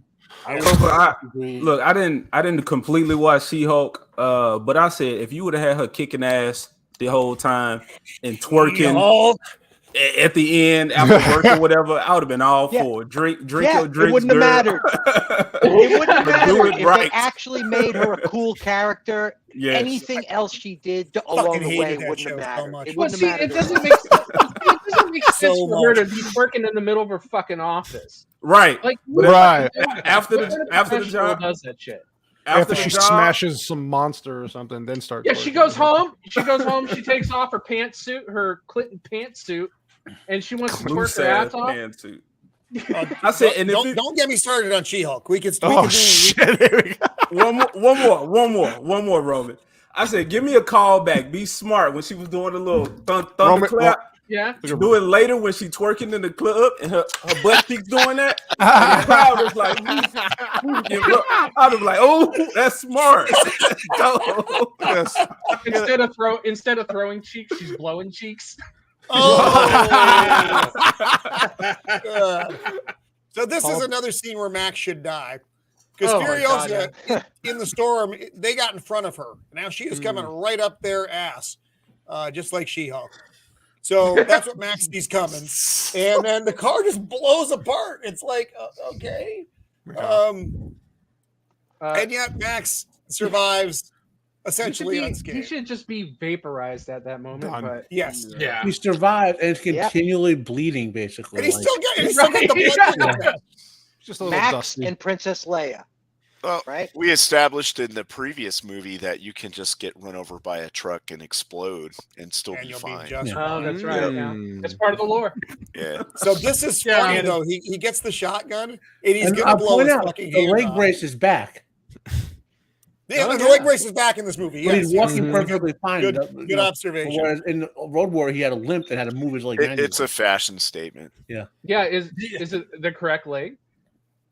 It could still be the feral kid. It is. Yeah, I don't that's think the it that's is. the is that the right leg? Actually, I would need to look at older pictures. Mm. So he finds a shotgun though, and he's gonna blow his fucking hand off. He's like, he doesn't like second think it or have second thoughts about it. He's like, no, I'm blowing your fucking hand off. But then the gun fails, which is like a classic Mad Max shotgun trope. The gun doesn't work. Bad shells, yeah. Who's gonna carry this fucking asshole? No, it's on the right leg. The brace is on the correct leg. It's on the right leg. Okay, thank you. So he pops up here. They don't know the gun isn't like a gun, and the broads are all doing like desert Playboy shoot stuff, which is fine. Taking the chest and belts off. Yeah. And of course, Max is there like a dummy with this fucking thing on his face, and she's like, "God damn it!" She threw that chastity belt off. Sexual liberation. You notice the chastity belt had teeth on it? It did. It looked rough, which is kind of the point. Yeah. So she's got the bolt cutters, and Max wants this fucking thing cut off, and she's not strong enough to do it, or she feigns not being strong enough to do it, and the Furiosa rushes in, and this is where we get that good fight scene that we were talking about, though, where it actually she doesn't. Mary Sue him in a fight. No, he's hampered down. The only reason why she gets him to gets a tackle on him like she does here is because she was completely blocked. His vision was completely blocked from cutting the chain off his neck. I can't. I won't excuse that one. She kind of flashed her way over there, teleported almost. So well, she doesn't have that arm, so she's very aerodynamic. Yeah. Okay. The wind's not holding her back. You're being very ableist right now, AJ. Yeah, AJ. God. Yeah, I mean she's off balance, man. She stumbled at some point. Oh my God. So Warboy hops up and gets involved in this thing too, because there's some gun play, and then he finally. Yeah, I actually like this a lot because he just lets like 3 or 4 rounds go right next to her head. Basically, stop fucking around, and they do, and everybody stops fucking around. And this is just—that's a nice face. This little guy is so excited because he thinks Immortum Joe is going to reward them. He's going to give us whatever we want. And Max is like, "Shut the fuck up! That's my fucking coat." And the kid cuts the thing off. And she's walking towards the truck, and Max shoots. And I think it bounces off the truck and grazes her leg. Yeah. It's her right leg. It's not a big cut, but it's still, that's going to fucking hurt. That's enough. That's enough for Mortem Joe to throw her away. Yes. Mm-hmm. Oh, is it? Well, wait a second. Isn't her face all scarred up? Yeah, she's got some shit going on.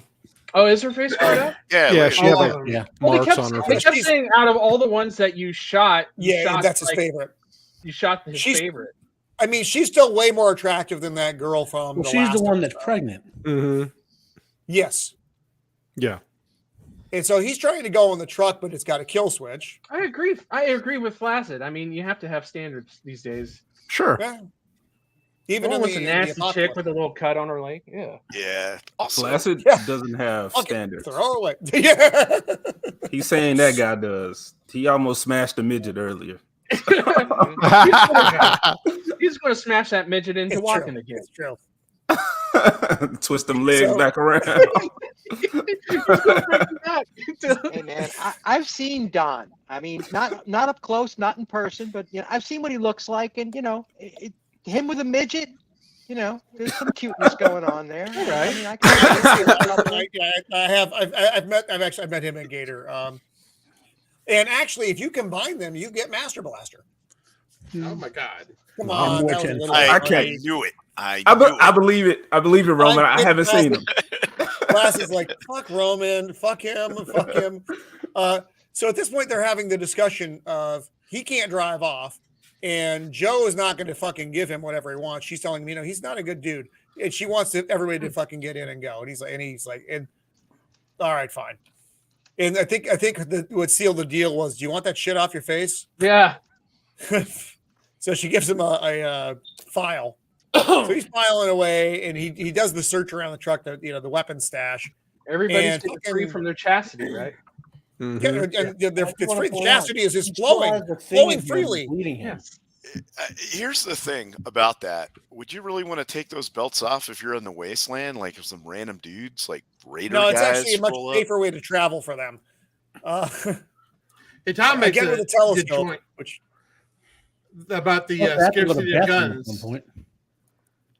You know, and this one, well, they have Bullet Town, so obviously they have a weapons factory next door, so that's a little bit different. The other one, they're out in the middle of literally nothing. Actually, this is Gastown. This is Gastown. Yeah, Gastown and Bullet Town. Gastown looks like they have Mercedes. I think Gastown are the cannibals because the dude who leads them is called the People Eater. Yeah. Oh, that he's really big and he's got the foot thing. Yeah. And it's not like the like, elephantitis of the foot or whatever. Yeah, and it's not like a Lear Strong kind of foot thing, as in the House of the Dragon. It's not good. So they had a brake line or one of the hydraulic lines to the wheels got fucking corked up. So Max had to jump out and go fix the thing. And he finally gets the goddamn mask off, which actually made me happy. It's like, Jesus, is he going to go through the whole fucking movie with this thing? Mm-hmm. Yeah, I was getting annoyed. I just seen Puss in Boots, Last Wish, and this man has the beard. We know Fat Thor. All right, so I was like, I do not want to see him carry that thing around for most of the movie. So I'm glad it got off kind of soon. So Warboy makes his way into the cabin. The gals are having no part of this, and they subdue him. There's like 10 of them, but I don't know how strong anybody is at this point. I mean, he's got all of Max's blood in him, but the girls, I don't know. I don't think they lead a very active lifestyle. Well, they have all that mother's milk that they're transporting. Yeah. Plus, I feel like he kind of let him. Yeah, he's like, if you know what I mean. Yeah. Yep. Oh, I'm into this. Let's have it. Oh no! Well, they throw the little motherfucker out. He finally got unflashed and he liked it.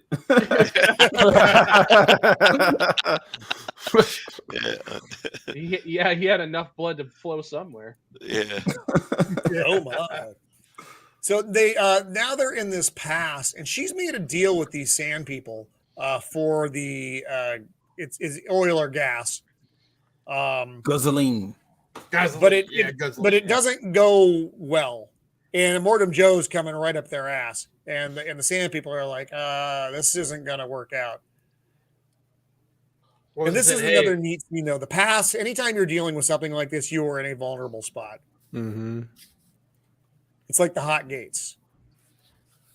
So Max is hiding out. She's talking the deal with her claw hand. Sand people are looking down the way and they see this coming. They're like, no. And we only wanted one war rig, yes, and the fuel, and then here's the entire fucking army coming up your ass. Mm-hmm. And so Max has to put the truck in gear. She showed him all the kill switch things earlier, so he knows how to undo that. And off they go. He's like, God damn it. And now the sand people are attacking them. Joe's on the other side of this. They blow the past because you can't have all there. There's no way they can defend against that. And this was good though. As far as the scene put together goes, I thought it was done very nicely. This is a no one's thirsty. You're right. Too. Yeah, I thought this was it was a good dynamic. Like I said, she didn't, she was never above him or more than him in any way for the story. That was kind of like right there. So like that callback scene with all the weapons, he was pulling all the weapons out. He was like, what y'all got back here? Like he's pulling all of them out. And I'm hearing all the weapons like hit and, the clunkiness, the weight of those, as well as like you see the trust. So she was like, okay, dude, I'm trusting you with this system to get us out of here. So it was like he kind of had the upper hand there, but it was like we can only get through this if we work together. It turns into hey guys, I need a couple minutes. Road trip, just talk amongst yourselves for a couple minutes. I'm sorry, I gotta manage a thing real fast. Right. Time for Thunderdome. Oh God! 8 man enter. How about that saxophone? We don't need. Wouldn't it be cool if instead of the guitar guy, they had a saxophone guy blowing fire? Yeah. I've seen. Isn't there some instrument where it's like you can blow on it and it's a little keyboard? Maybe this a cartoon or some shit I saw. What are you but talking about? No, that No, is an instrument. I know what it I know what he's makes like talking about. kind of you can talk into it with the tube and it'll go. Wah, wah, wah, wah, wah. Yeah, with the guitar, yeah. no, Yeah, you I do know that what you're talking about. I think I'm talking about a cartoon or something. Maybe they were just No, a they're- thing. they're But I- the instrument. You sound like I don't there's know a if it's piano out there talking, that but I you know talk I've seen like on late night talk shows and things like that. I know what you Yeah. mean. Talking about that boom sax thing. It That kind of looks like bagpipes with a piano on it. maybe I just feel like there's a weapon where you can blow in it, but then you're hitting keys Talking in the about same. Jack Not a Black weapon, an playing it? instrument. It's like, whoa, wait a minute. That's Now we're talking something else. Is that a weapon? Oh, is that a recorder? Are you talking about a recorder? There are versions of a recorder that have keys on the instrument, on the wind instrument. There's a piano set of keys on the outside. There's a keytar out there that you blow into Oh, there you go. Look, and tickle some ivories. regardless, all right, because we can't be talking about the factuality, of this movie. So it's possible in Mad Max world, in his legend. Okay, yeah. We'll give him that. Yeah. Well, back to the guitar dude's replacement. Yeah. Kind of blow it into Blow it to the keys, man. tickle the ivories, bro. the That's right. Stand they thems, of course. Of course. Look. Yeah. Thank you, Joseph. I was Don't stirring the misgender. pot. Thank you, Joseph, for picking up the pot and running with it. I didn't Put it on his head pick and it up. ran around the block. It's great. Look, the So Thunderdome thing, right?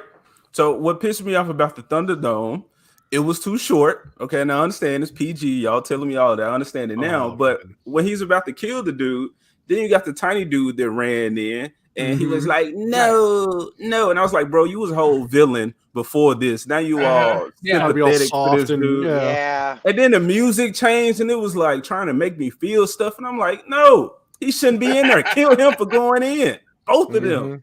Yeah, exactly. No, Yeah, I mean, Tina- like I said, Tina should have, civilization was breaking down that entire moment.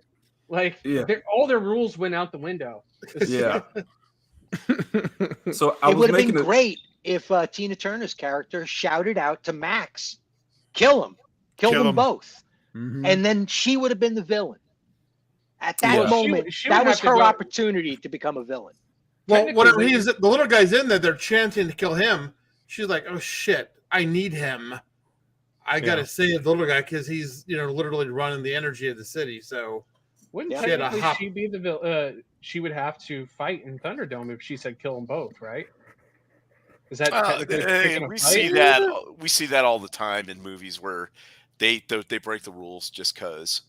Yeah, just to help the plot. Yeah. I got the Yeah, impression now that we do. kind of her authority and why she could get stuff done was because she was somewhat impartial about the rules, Yeah. Oh, She because should be able- she was flexible with them. Yeah.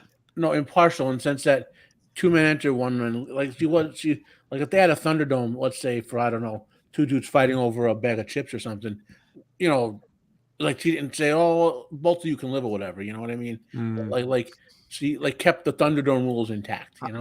Oh, by killing Blaster. Yeah. Yeah.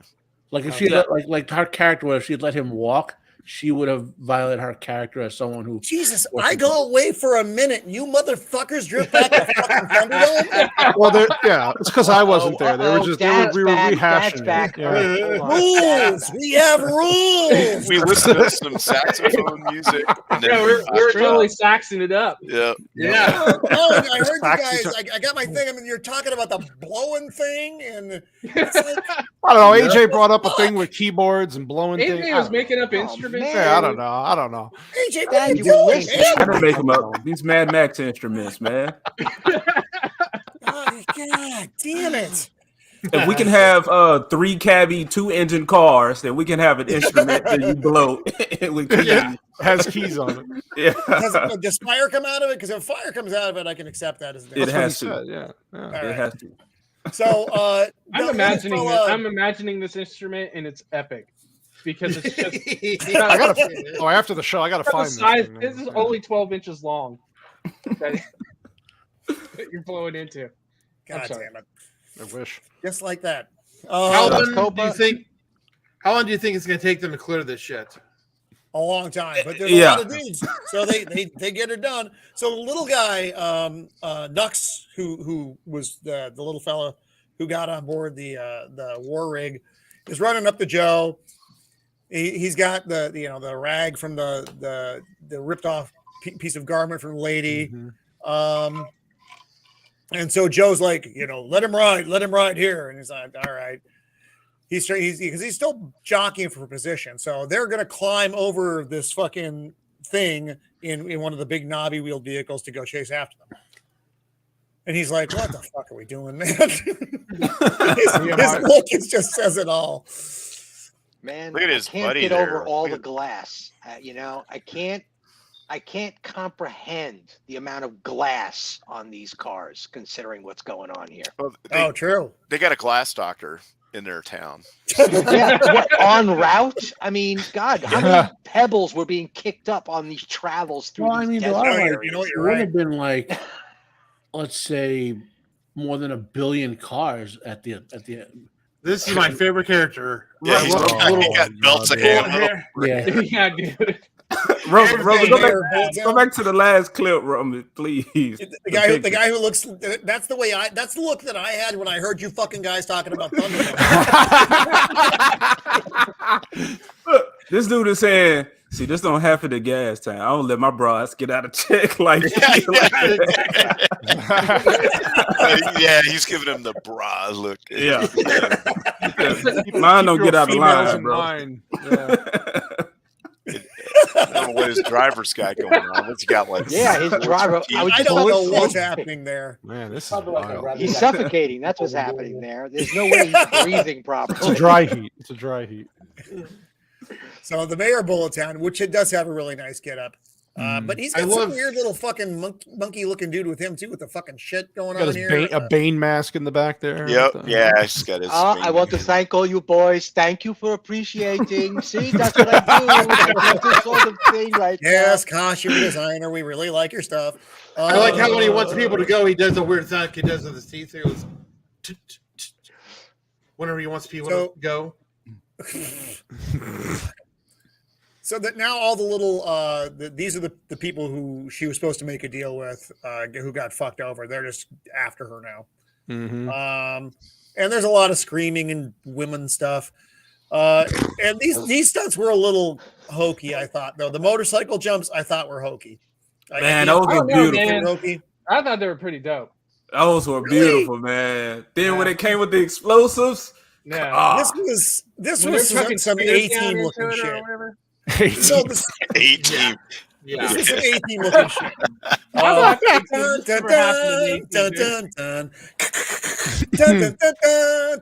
Yeah, but she's not using that folding stock M14, silver M14 that they had in the 18. That one gun they always use. Yeah. The one that they passed AJ, around. have you ever seen the A-team? You know what? I have, but I didn't really pay so much attention. I think it was on. I had my parents and like aunties and stuff that watched it. We're talking about the TV show, not that movie. Not the movie, of course. Yeah. The actual the television show with Yeah, Mr. T. Yeah. Okay. I know the reference. Didn't watch it. So the sand people are getting really on board. The sand people thing. Yeah, where he's about to run her over and he shoots her and she has to duck into the cab real quick. To the car, yeah. I thought that was a really cool stunt.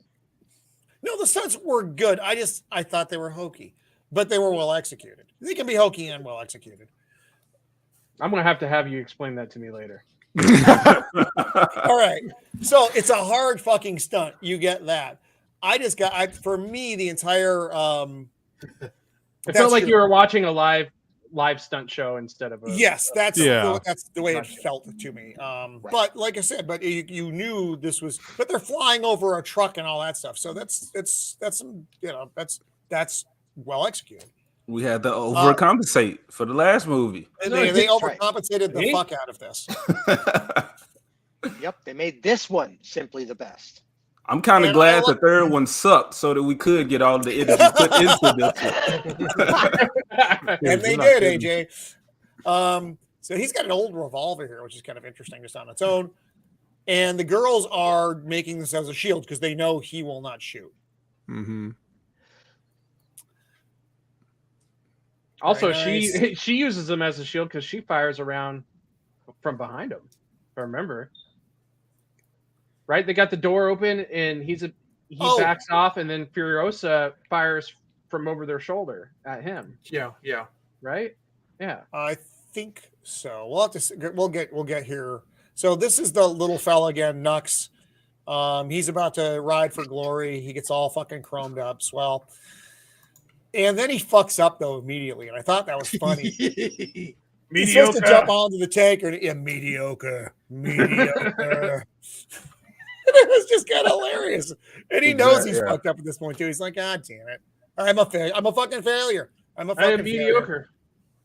The music swelled again, like he was about to really accomplish something, and he just cocked it up immediately. It was great. I don't lost my favorite revolver. Well, I guess what's going on here almost doesn't matter. So she's hanging out the door here, and you think she gets taken out by this because they're going through that canyon and rocks are everywhere. But she ducks behind one of the. This to me seems like it would be very hot. I don't, as a practical measure, I don't think she could do this. No. Yeah, even with that fiberglass wrap, that would be hot, especially as long as that vehicle's been driving. So she's like, I'm good. But then as she's climbing back into the vehicle, the door comes off and away she goes and fucking goes under this thing. And she's like, she's asking Max if he's going to go back. And he's like, she went under the wheels. And all the girls freak out and have girl freak out moments. And this is what I was talking about with the mask. Yeah, remember, you see his teeth. It actually opens up. Yeah, but if you look back, you can see his teeth back there. See his real teeth, Yeah. So that's just all mask. Right. Okay. So it's cool though. It's interesting that he made it so he could fucking jibber jaw out of it. Yeah, you would have think he would have used it when he was giving his speech, right? I mean, even if it just opened and his voice came, I don't know, whatever. Maybe it's just for eating. Again, complaining with the technique. Right, I'm trying my best. So he's collected his bride who just took a tumble, and now they are off to the green place, wherever the fuck the green place is. But it's they gotta tend to the vehicle. And the scene coming up is pretty interesting. She gets frustrated. She wants to go back, whatever. They don't let her. That's the kind of the nutshell version of it. It doesn't really matter a lot. But when she's looking, she sees they're coming and they got to get the fuck out. So driving. Then she finds the little disappointed fella up in the cab. He's like, I'm a fucking failure. And she's like, no, you're not a fucking failure. You're a man. And I'm not wearing a chastity belt. Driving. And then we get into the blue filter scene. And this is basically I would say a marsh, but that's not really accurate. It's just like the land is soggy. There's really nothing growing out here, but it's just wet. I thought it was like a salt flat or something. Yeah, that's what I would say too. Yeah. It could be a damp salt flat too. So I just have to say, salt flats can be wet. Mm-hmm. Yeah. I just have to say these parts in the black and white edition look phenomenal. Yes. These look excellent. So everybody's zooming along. Fucking weirdo musician still playing away. Gotta rock out, man. Dude, I'm still every time I see him on the screen, I'm getting pumped. Let's go kill him. Let's go. Yeah. Is this where the grandma biker gang shows up? I forget that. No, that's later on. Grandma bikers are a little bit. Okay. So the truck gets stuck though in this fucking boggy marsh thing. Max had laid some. Actually, the truck isn't stuck yet. They stopped, and Max laid down some explosives because he knew they were following directly, so they would drive into them and cause basically a jam, and it does. And now he's asking about the bride who got run over because she had the baby in there. She wasn't totally dead. A lot of discussion. We came all the fucking way out here because you lost your lady friends. I'm so depressed with my life. I need to eat someone. Yep. And so this is the doctor. Again, we're back with the doctor. And they decide they need to cut it out of her. Oh, God. Yeah, it's brutal as all hell. But it was a perfectly formed baby boy. And Richter is like, I had a brother. He was perfect in every way. I had a baby brother. And I don't know what this shit is on his face or what it's doing, and I don't want to know. It has something to do with that filter stuff on his back, I think. Yeah. It's almost like he has like the same kind of affliction his dad has. As his dad, right? Something similar, but not as. Could be a mutation. His brother had that too. That little dwarf. He had the little hair. Yeah. Yep. Yeah. And the oxygen. They all have very bad asthma. Yeah. Oh, that's what. You know what, Tom? You're right. I'm sorry. Did you put that one up? That's what's left of the green place. He's right. Where they are. Yeah, now, they don't know that yet, but yeah. Right. So they get stuck in the mud and the goo and the shit, and they're trying to figure out how to get the truck out. And this is a cool scene. Mm-hmm. I love it. The mayor of Guntown coming up. I love this. And he's just blasting away, and they're like, "You don't want to kill one of the wives. I'm just probing." Mm-hmm. Yeah, they made old people like very cool in this movie. We don't want to know anything anymore, you know. Well, there aren't many left. That's the thing, though. There are not many elders, unless you're one of the masses down there that don't have teeth. So yeah. So they realize they got Warboy here, and he's had a change of heart because he knows he's fucking useless to Joe now. And he touched a woman. Let's not forget that. Yeah, and he touched a woman. Yep.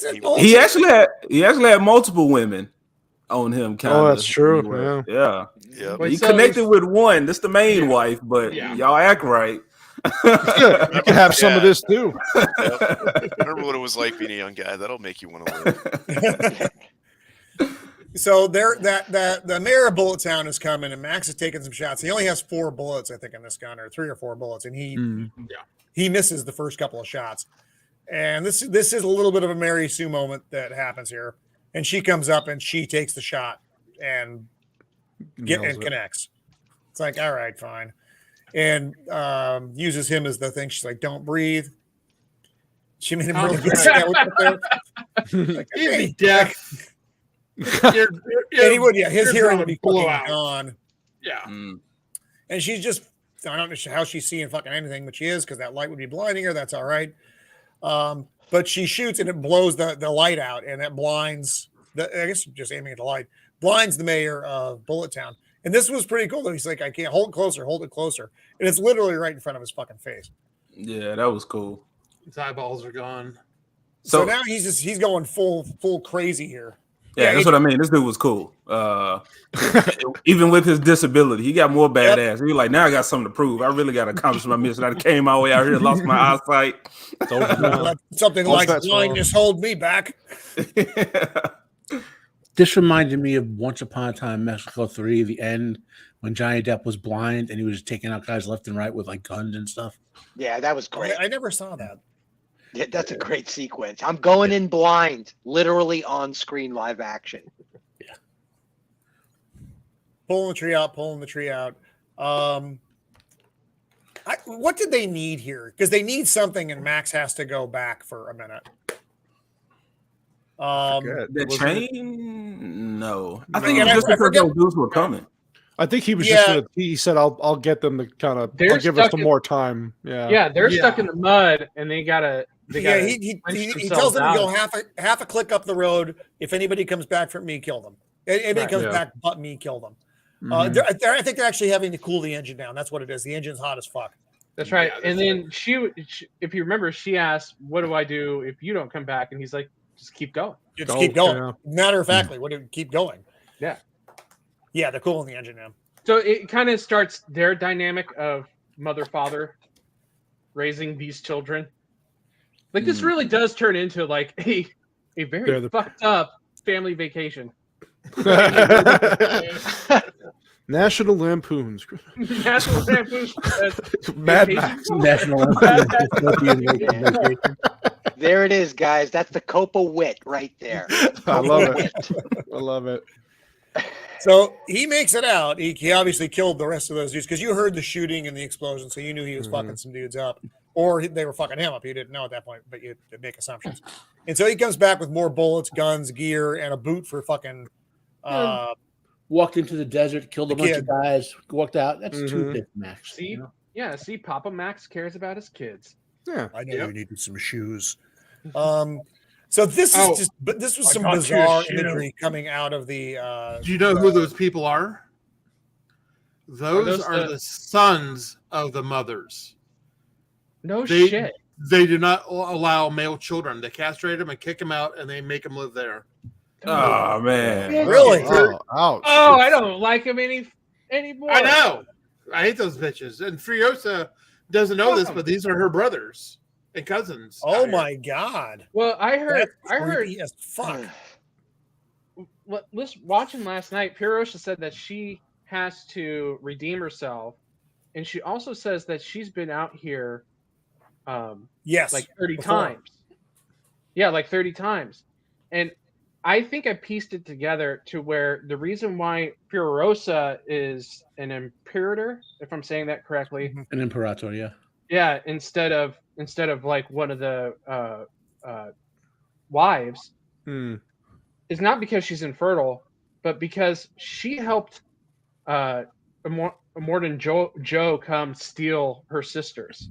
I think some of those chicks are her sisters that they brought back. Yeah, I think so too. And that's why she's been. That's why she says, "I've been out there 30 times. I've been here about 30 raiding times." parties. Yeah, so she's led raiding parties for these women. So if that's the case, then wouldn't the older women recognize her and have like an issue with her coming back? No, they're like, oh, you're not going to take another one of us, traitor. You've been with the patriarchy too long. Not unless she's covered up, or she could be covered up. She's wearing like a mask, or she could let them up to the. Yeah, but then the girls or wives would slip if that was the case. Like, one of them would say something. Oh, we're home now too. You know. So what was she doing? What was she doing out there 30 times? And what does she have to? Well, there's all sorts of like tribes and stuff out there. She's probably just grabbing whatever she can for Joe's team. Was she trying to find the green place? What is she? What is she saying that she needs to be redeemed about then? Because she's been helping Joe. Like, Joe is not a good guy. He's building civilization, but he's not a good guy, right? So she's out there taking from other people, trying to survive and recover, and so Joe's people can thrive, so to speak. You know, I don't know. I don't know, because if you look at any kind of leadership, I mean, it depends on what angle you look at your leaders, if they're good or bad or not.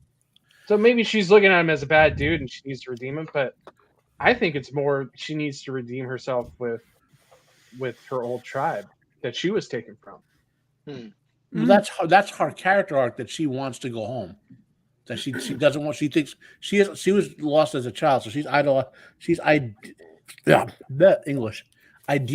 her youth. If you know how, like, when you've in the green place, that person who maybe their parents got divorced and they didn't know them for like 10 years or whatever, and my mom or dad, they're great, whatever, and then they come back and it's like some mobster or whatever, you know. I think. Well, I mean, maybe this is my perspective with the mythology and all, but I mean, don't go looking for anyone to be like a good person in these movies. Well, yeah, that's true. You know? That is very true. They're just surviving the best they can. You know, it's a good point. And there's some hope with the younger ones that Max has gotten out through his adventures. Right. Well, I mean, like we discussed with Road Warrior, Max wasn't anywhere near trying to be heroic until the last 10 minutes, and even then, it was because he was duped. Well, the kid got to him. I think the kid. Yeah, driving the truck got to him. Right. You know? Exactly. Yeah.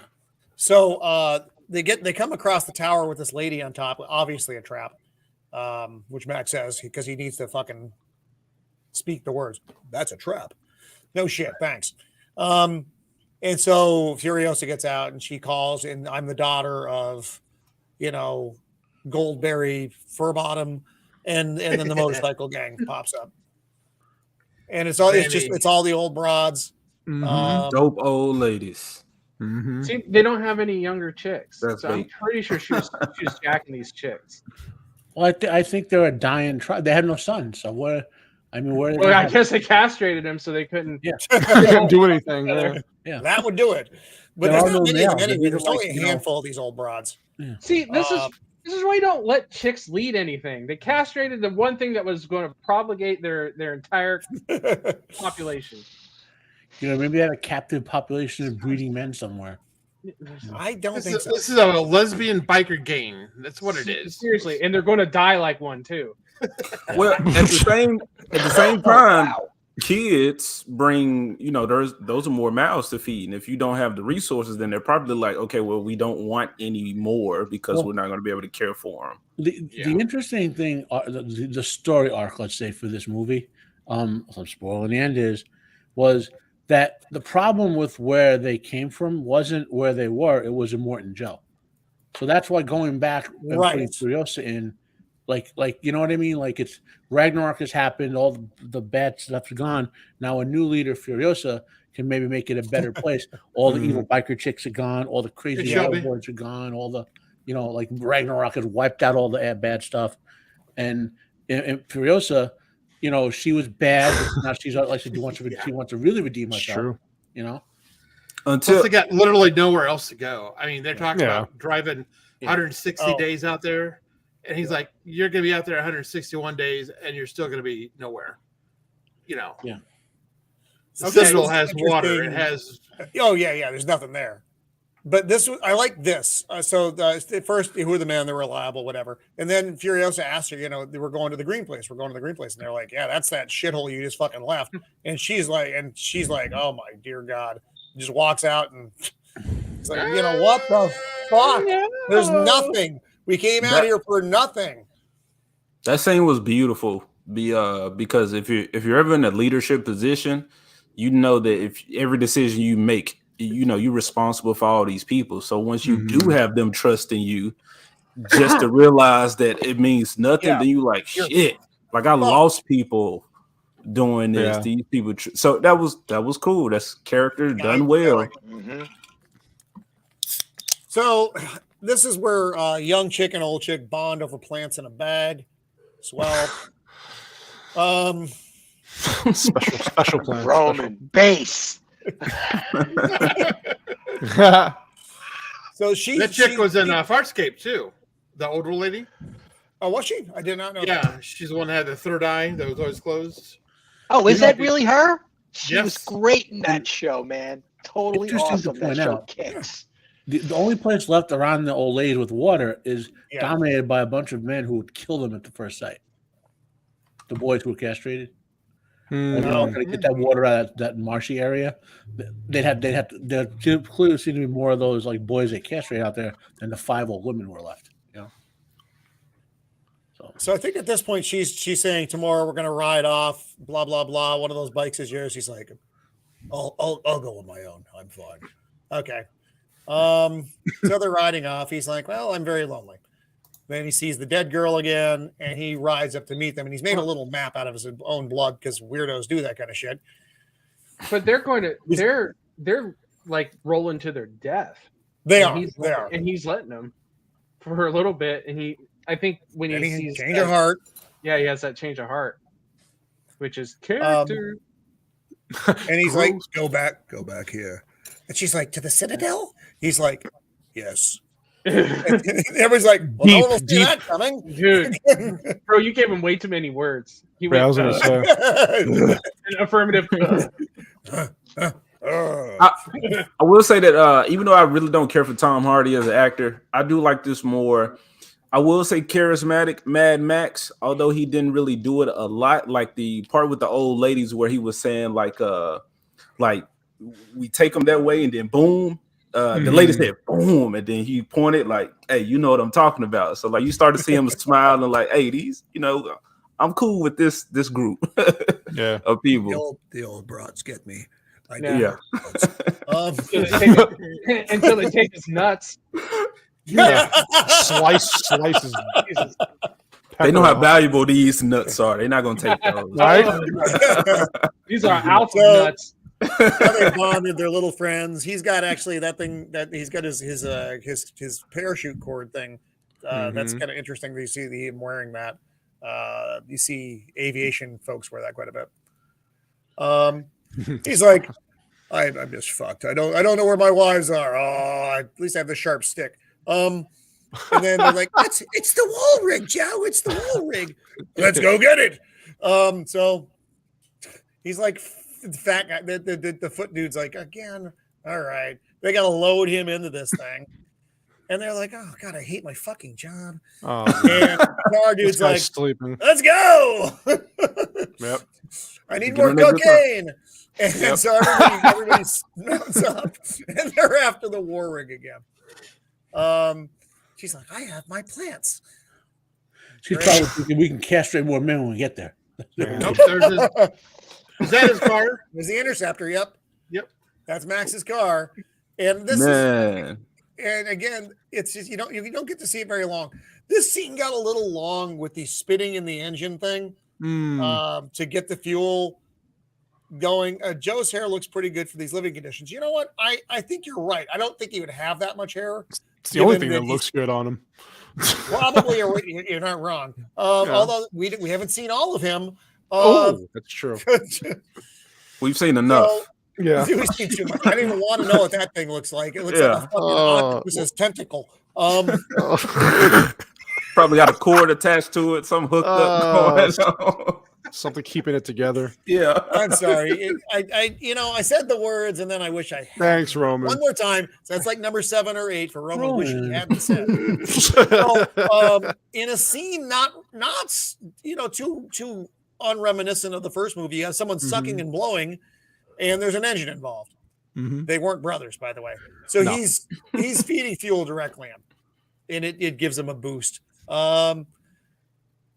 MVP of the movie, I would say you're probably right because he certainly drives everything, and he's actually one of the most interesting characters, even though you don't really know anything about him. But the nice thing is you don't need to, which is one of those things I like. I don't need a full background story. And with Joe, you don't give a fuck. He's in charge. He's trying to make babies with pretty ladies. That's Joe's deal. Yeah. Wouldn't it be hysterical if he was Boomerang Boy? If he was if Joe was Boomerang Boy? Yeah. Wouldn't that be hysterical? Well, it's like with all these villains in these movies. The last one we did last couple of weeks ago, humongous. Like you really don't. You just kind of use your own imagination and speculate as to what happened. Right? Yeah, it doesn't matter. Well, the thing about this movie, to answer Joseph Dredd, how can Hollywood recast Mad Max, not T'Challa, is this movie is standalone. You don't have to have seen the other ones for this to work. That's true. You don't have to know who Max is. Just some dude. It's okay if you watch the other movies, you have some context, but if you've never seen the other movies, this movie still works. Exactly. If I can follow up with that, they were going to sideline him as T'Challa anyway because they wanted to replace him with a female character. The actor had complained about that. If you go back and find some interviews, he felt he was going to get less screen time as T'Challa in the second Black Panther film than the Black Panther should. He said that. So, you can easily say them just two different situations. Disney took the opportunity to to capitalize off this man's death. So, to my knowledge, Mel Gibson is still alive. And to build off everybody else's point, he passed away fairly not too far away from when the first Black Panther was released, and it was kind of like in the middle between the first one and the second one. They were like just getting into the ideas for the second one, right? Yeah, they were just getting the pre-production for the second one when he passed away. He hid that illness from everybody because he didn't want to lose any kind of jobs. He was doing it for his family and trying to get as many roles as he could at the time. So I could see where they had to probably. Probably like one of the other gentlemen here said was, hey, they were going to use a female lead anyways. But I'm sure there was discussions where they sat there and said, could we recast him? How do we recast him? Will anybody go to it? And I think they ultimately decided, no, we're just go with the all female cast anyways. So I did a video on that. We not focused on that right now, but they knew that they was going to get a reaction from the audience because he died. So that's why they did it. Yeah. Okay. So chase scene, things blow up. We're skipping all the important parts. A lot of dust being blown up in the air. So one of the old broads goes down. The other lady. Neither of them are carrying plants, so they're clearly unimportant. Right. She's getting ready to take a shot. The survivability of male testicles has increased 90%. Yeah, fuck these bitches, these ball taking bitches. Kind of happy this Mercedes is about to run him over. Yeah, because they dropped down and they went under the truck and it went over them. But then Fat then foot. the big foot dude is coming up. Bigfoot. There we go. Bigfoot. Thank you. That we needed a name for him. Not Sasquatch. Dude. No. He's like having a moment while he's running over the broads. He's having an orgasm while he's. I don't think he leads a very healthy life, though. Nah. So didn't he look at his? But didn't he look at his friend too? Like, did you just see what I did, dude? Yeah, look at me. I totally ran over. You're very clever. They're out there unfucking something on the truck. This is still really good. I like the formation around it. It's just so many vehicles, though. Mm-hmm. It's an awful lot, and apparently none of them can go as fast as the war rig. So, harpoons, because they're trying to just weigh it down. That's the goal, they're dragging it and slowing everything down. Max is out here with bolt cutters. The bolt cutters come in handy. They are your friend. Trying to snap these lines off. And that's just great. Things flipping over, dude's getting dragged. The guy on the bottom, he's not happy. No, that hurts. That hurts. This causes another kind of mass accident deal. These things are cool. This was yes. Yeah, just as a means of transport and raiding party without having to get too close. That's a smart idea. Yeah, and I don't know from where these guys are, if they're Fuel Town, Bullet Town, or wherever they're from. It's a really cool idea. I'm not sure about see this in the earlier chase, though. But were they like getting fresh spears from? Do they like lean down to the other guy's car and grab his spear? Just grab him and throw him. Yeah, they cross over each other's vehicle and grab a spear. Cross swords. Yeah. So old broad is just trying to whack the dude. This is a bizarre image, with what he's got going on with his face. It's really creepy because I think these are actually his teeth. It's just really grotesque. I think what it is it's like a really thin rubber with goggles stretched over his head. I wonder if it's not one of them more Joe's kids. He probably has a lot of them. Yeah. Oh. So he gets blown up. Good for him. But old broad took a stabbing in the interim. So she's dying. Drops the bag of plants. Whatever. She's like, "Oh, the plant lady's dying." Okay, cool. This is just such a cool shot of the machines coming up and the crisscrossing guys. It's not super practical for them to be doing this, but I guess they need to maintain momentum or something. I don't know, but it was still a nice shot. And that's what Max is thinking. He's like, I don't know if that's practical, but it's nice. This would have looked cool. I call bullshit. So they grab one of the wives out of the back with the pole guys do. He's counting down. Yeah. And that's I what think part that- I didn't like. I didn't like that part where his PTSD saved him from getting an arrow to his head.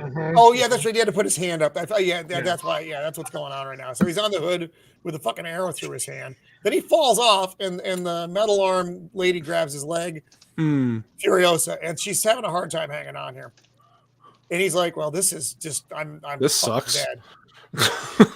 Oh no, there's his car. So many things getting crushed. Yeah, like his car. It's ridiculous, dude.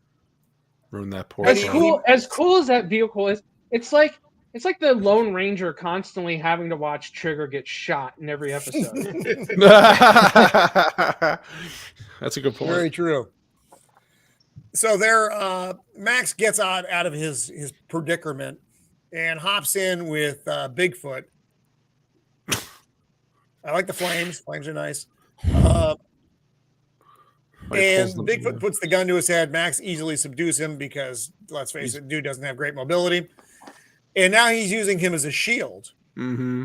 And Immortum Joe lets loose and shoots Bigfoot, the leader of Gastown, the people eater.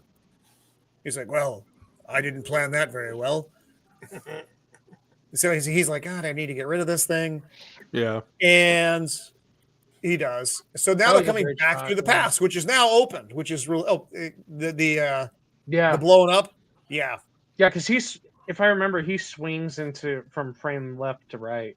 That stick, whatever the fuck platform thing. Mm-hmm. And yet Guitar Man is still going through all of this. Dude, Guitar Man's bringing the hype. Yeah, he's bringing the heat, dude. Yeah. He's shred. He's got a job, and that's to shred. That is his only job. Does he even have eyes? I forget. I know he's a peculiar looking dude as well. He doesn't need eyes. He's got a magical hand. Yeah. He's got two magical hands, and he's got like a Slipknot mask on. Yeah. After him. As long as he can see the music. Maybe he can. Because fuck. So they're getting ready to go back through the pass, and this is a key moment, because if we make it through the pass and they follow us, we're fucked. So they need to figure out how to screw this. Yes, lots. And he's just swinging around, little crazy fella.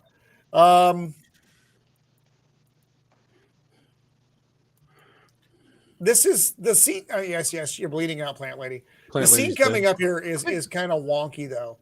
So Plant Lady take a chainsaw to the throat. Yeah, she has like a little nick. Right. It's like this little wound. She's like as old as my Nona. She's old as my Nona, and freaking she's still hanging around. Yeah. After taking a chainsaw to the throat. Barely a wound to her neck, and she's dead. Yeah. Well, it's in the right place. Like you hit the carotid, you're done. Good point. So, the two trucks are like in collision mode right now. She's on the back. There he is. I don't think he has eyes. He's got big teeth though, big Australian teeth, very pale.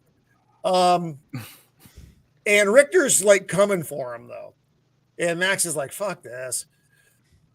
And so they're battling it out, and this is nice. It's a good fight. He's burning his hands here, but that's fine. Mm-hmm. Ooh, here we go. So Furiosa is on Immortum Joe's vehicle, and this is where I was asking, how is this connected to him? Oh, right there. Is. Yeah. I don't know exactly where on his fucking noggin this thing is. Right there, Roman. It looks like the silver. Somebody said it was like bolted into his jaw earlier, like screwed in. So like right next to his ear, you can see one, and then going down like across from his lobe. Yeah, right there. That's probably right there. This is she gets a fucking shiv up under that thing and rips it the fuck off. Mm-hmm. And this doesn't do it justice, but that's Joe's jaw going away. Ew. He's like, damn. Bam, baby. And Joe is dead. But now Furiosa and her one arm are fighting dude. And you got Joe's vehicle and you have the rig coming up behind it. So they're trying to get people off the rig and onto the other vehicle at this point. You got Nux driving the war rig, and Max is trying to shuffle everybody onto the other vehicle as best he can. And he's telling her to go, and she's like, I don't want to go. I got rid of my chastity belt. And he's like, look, you got to go. We'll have a sandwich later. And they're coming up on the pass. And Richter is on the thing. And this scene I thought was kind of ridiculous, but I guess it's supposed to be. And he rips the top of the engine off. Yeah, he starts screaming. Again, I know it's a inflated fantasy, because that's exactly what this is. Because this is impossible. So he rips the top of the engine off and claims. And this is, I was really rooting for Nux here, but it just doesn't come to pass. But Nux in his last moments does an incredibly smart thing, and he fucking witness me. Oh, that's yep. and he causes a collision point, so they can't get through. Yeah, you're getting flames right up your junk, dude. I'd be yelling too. And he plows it into the side though and dumps everything.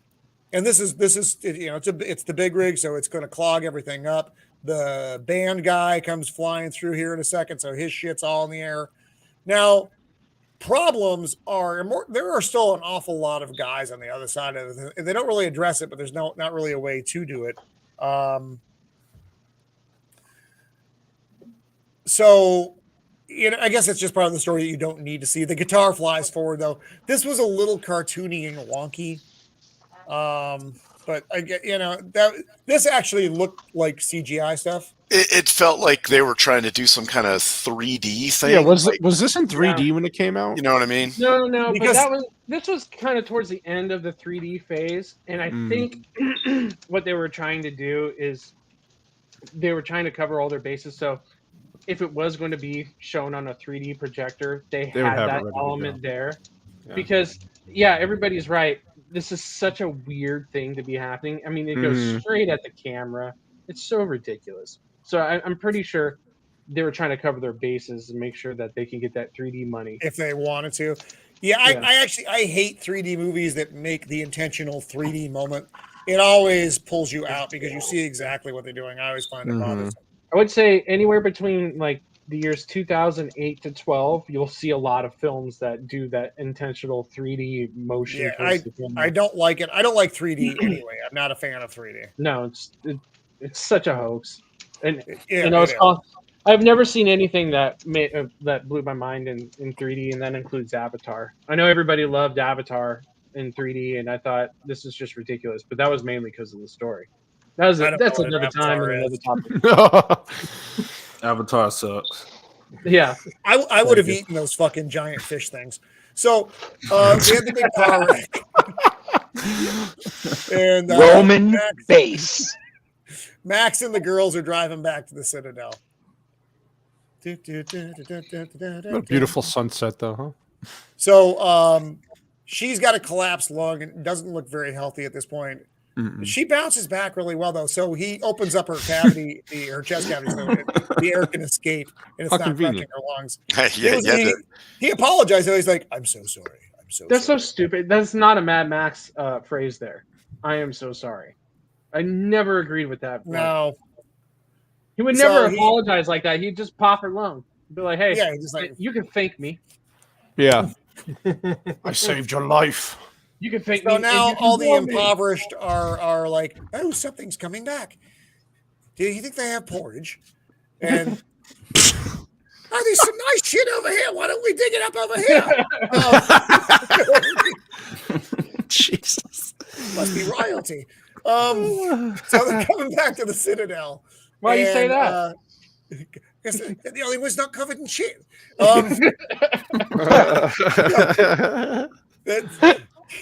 If you get it, you get it.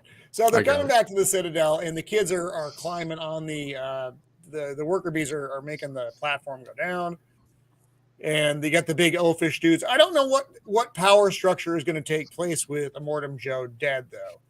There's the dwarf kid, the dwarf man. Yeah, I mean, is the dwarf man in charge now? Nobody knows. No. He would. They look at him. Any man used to that patriarchal, honestly, that structure would not let these women just come in and just say, "Oh, well, I guess y'all are running stuff now." Yeah, but that's what the movie's trying to imply. The movie's trying to imply that Furiosa is taken over. Yes. Yep. And the Milk Mothers open up the water. So the women save everyone. Yeah. Jacob Ironside. That's great. Save your life. Just don't castrate me. So they're back again. This is just too neat a wrap up.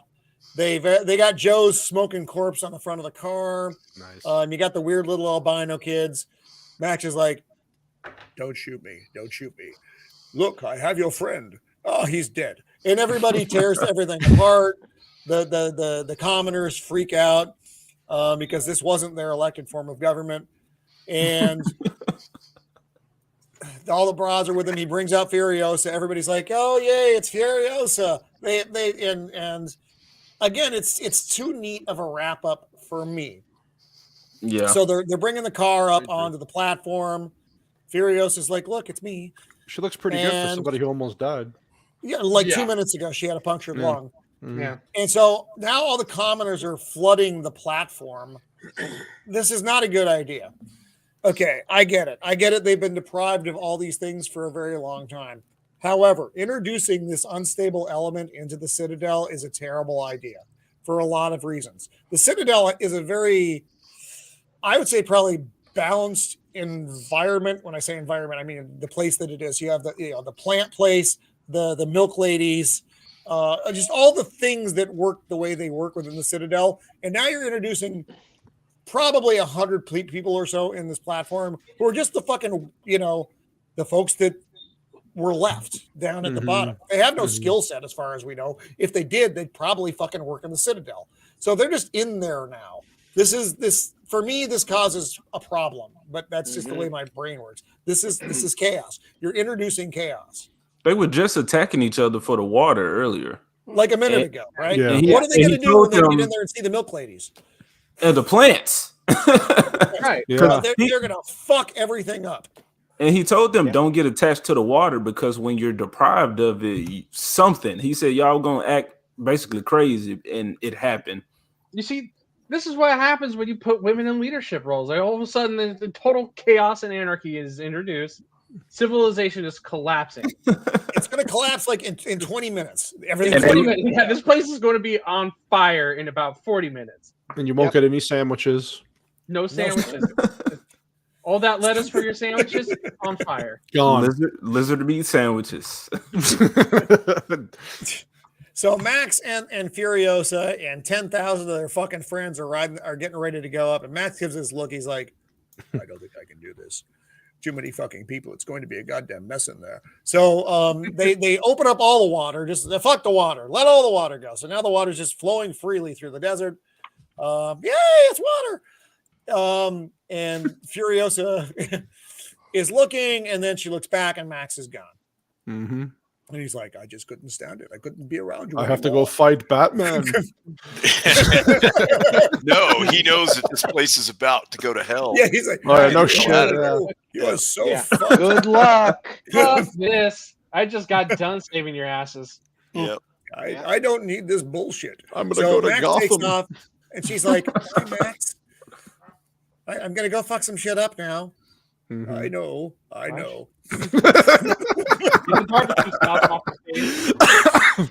And this is it. This is it. And then the platform rises up, and you get this last shot of Furiosa, and then you're kind of, for some reason, it goes back to this, and I don't know why. But that's the movie. I do enjoy the movie. I make fun of it a little bit because it has Daenerys Targaryen sighting. Yeah, because she's gonna fucking rain fire in there, or all those people. She's going to destroy the things she wants to save by letting those people in there. Tell me I'm wrong. Maybe I am. I don't know.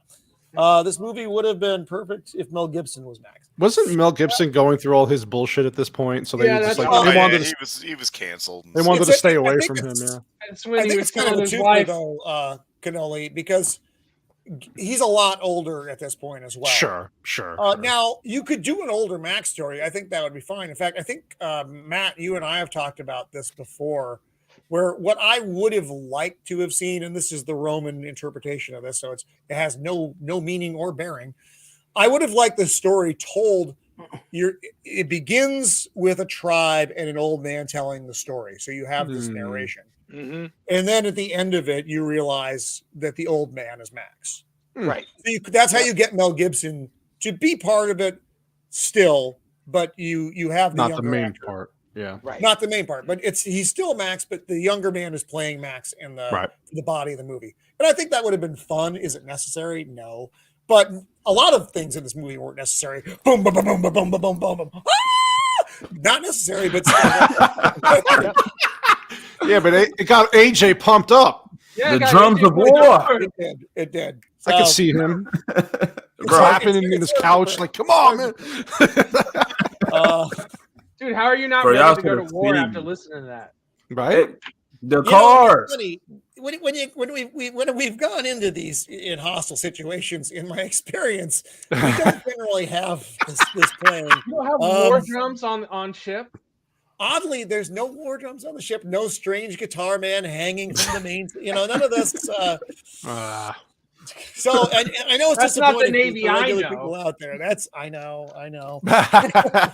The Navy I know always breaks into musicals and stuff. You guys don't have someone up on the catwalk doing that? No. No. The closest thing we got was we did paint pirate flags on our helicopters when we were doing pirate hunting. That was my weirdest contribution to the war effort. But anyway, so Fury Road, as a whole, I enjoy it. And I think, Matt, you and I are agreed. This is my second favorite of the Mad Max films. Road Warrior, Fury Road, Mad Max, which is like a college movie. But then even behind that is the abomination that is Thunderdome. We don't agree there, but yeah. No pun intended, AJ. Why can't you get beyond Thunderdome? Why can't you get beyond it? It's just not good. It is. It's just there are so many Too parts much of Thunderdome I don't like. Yeah, it's a mess. That's what drove it over for me. It was the fucking too many kids and too many saxophones. One saxophone is too many, and one kid, as we saw in Temple of Doom, can ruin a movie. And I know a lot of people like that little motherfucker. I don't. I don't like Temple of Doom, and I fucking hate Short Round. Like I fucking hated him. I wish they had enslaved and then eaten him in the jungle. Ripped his heart out. Yeah, I fucking hated that kid. Did a movie. Shut up, Flaccid. Shut the fuck up. Thank you, Jacob. Thank you. And thank you for that meme, Jacob. That meme is great. So this is an interesting juxtaposition of films, though, between the what is a really cool movie of Fury Road and what is not a cool movie of Thunderdome. And I know we don't all agree on that, but largely, I think it's accepted. Though but then there's the Road Warrior. The Road Warrior, to me, and for its limitations, and which are mostly the time period it was made, and what George Miller was working with. It's to me, that is the movie. There is, that's the standard. This was a hyped up cocaine driven version of Road Warrior with chicks and a weird guitar guy.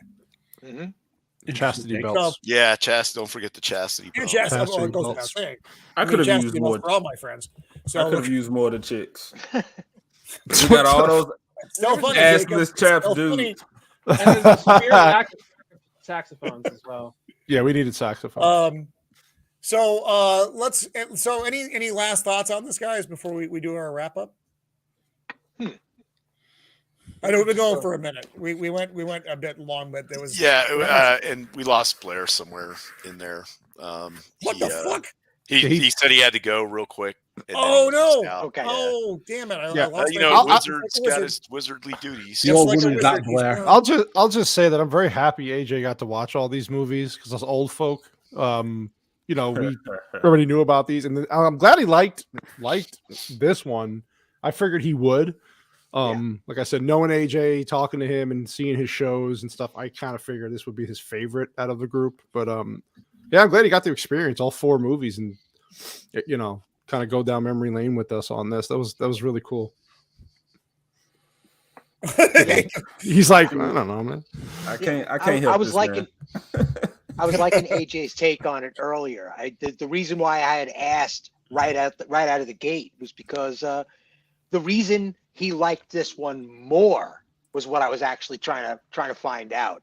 The other one was more realistic, more grounded in reality, right? It stayed very brutal. It made some rational sense, and Fury Road absolutely did not, and that's why he liked it more. I wanted to like the third one, so I actually thought, because all y'all kind of was hating it, so I was like, you know what? I might have the opposite opinion. I might enjoy it. And again, that music in the beginning, I was hyped. But then when I saw them dudes on the bungee cords, There's no getting around that one, man. This is what I love about AJ, because I really thought he would like Thunderdome because he has such shit opinions about some things. That is true. I love the man, but that is I have the best opinion. him and Lofty. I've heard Lofty are like that. They do some commentary. I've heard his trash takes on Lord of the Rings. Mm-hmm. Yeah, exactly. I praise, but I love that movie. I love that you praise it, and I love the fact that you have enough guts to come out on YouTube and say mine was Batman and Robin. And then the Batman. That was mine. I was like, "Oh man, come on, AJ." I also love the fact that I love the man. I love the man. I love the fact that he agrees with Thunderdome with the rest of us. Yeah. But he trashes the Thunderdome part, which we all think is cool. That's why I love AJ though, because he doesn't give a shit. He'll just say what he needs to say. Y'all see this dude dumping around. All right, well, so let's just real quick though. AJ, what did you think of the kids part of the movie? The fucking horrible children part of the movie. I hated that part. I hated it. You hated that as well. Okay, so you hated it equally then. Yes. Whereas we are uneven in our hatred of the movie, where we actually enjoy the first part as much as we can better than the second part, which we don't. there's no redeem that fucking train. I still don't. The fucking train. The train doesn't make any sense. It is just like thrown in there. Hey, let's put a train in the movie. All right, that's a great idea. Got it. Yeah, so then you have a train. Yeah, it's because this is why I think the only conversation to have about Thunderdome is on a production level. It's the whole film is too clean, too safe, too PG. It's too stunt casted. It's too well costumed. It's not rough around the edges at all. Not Mad Max. Yeah, you're right. It doesn't feel like Mad Max. Assless chaps. That's the problem. There were no brothers in that movie. Brothers, no people on the back of bikes. No. And so that's crazy because when y'all say it's not Mad Max, then as Barry Maximus keeps saying, it's a myth. So I would like to see badass myth every time. Like all of those weapons that he put out on the counter, I've never seen him in any one of these movies actually use them, especially like constantly pulling all of them out. So I'm like, it's just a shotgun that fucking fizzles out on him. Never works. Max's weapon of choice. His go-to weapon is the one that's the most unreliable. It never works. Well, that was a running theme. He had no bullets for these weapons in these movies. It was a running theme. Yeah. Right. Well, in this one, what you got it for? Because that was a lot of that's a lot of heavy stuff that he's just carrying around for it to have no actual use. Occasionally, you find it. You do find some bullets, and you gotta have the right gun. Oh, I found two shotgun shells. That whole scene was very player character. Whether it's a video game where you're carrying around 50 guns or I'm pulling rocket launcher out my butt. Yeah, it's also it's one of those script moments where they're just so heavy-handedly saying Max is a badass. Oh look, no, he's even more badass than you thought. Wait, there's more. Here's a he fucking opened up his back pocket. Yeah, it's just come on. Yeah. Keep adding and adding. Where's the rocket launcher? I mean, Jesus Christ! At that point. Not only that, he seemed to be very confident in that Mauser being loaded. He pointed it up that guy's nose. I mean, this man, if he was a true badass, he could have effectively used sand at some point. Yeah. At that point, what would he even need? It's like a sheet of paper would be like deadly. A weapon for him, yeah. Yeah. A deck of playing cards. Yeah, exactly. Paper cutting everybody. So I don't know what this franchise has ahead. Actually has ahead. We've heard, we heard the rumors of things that may come.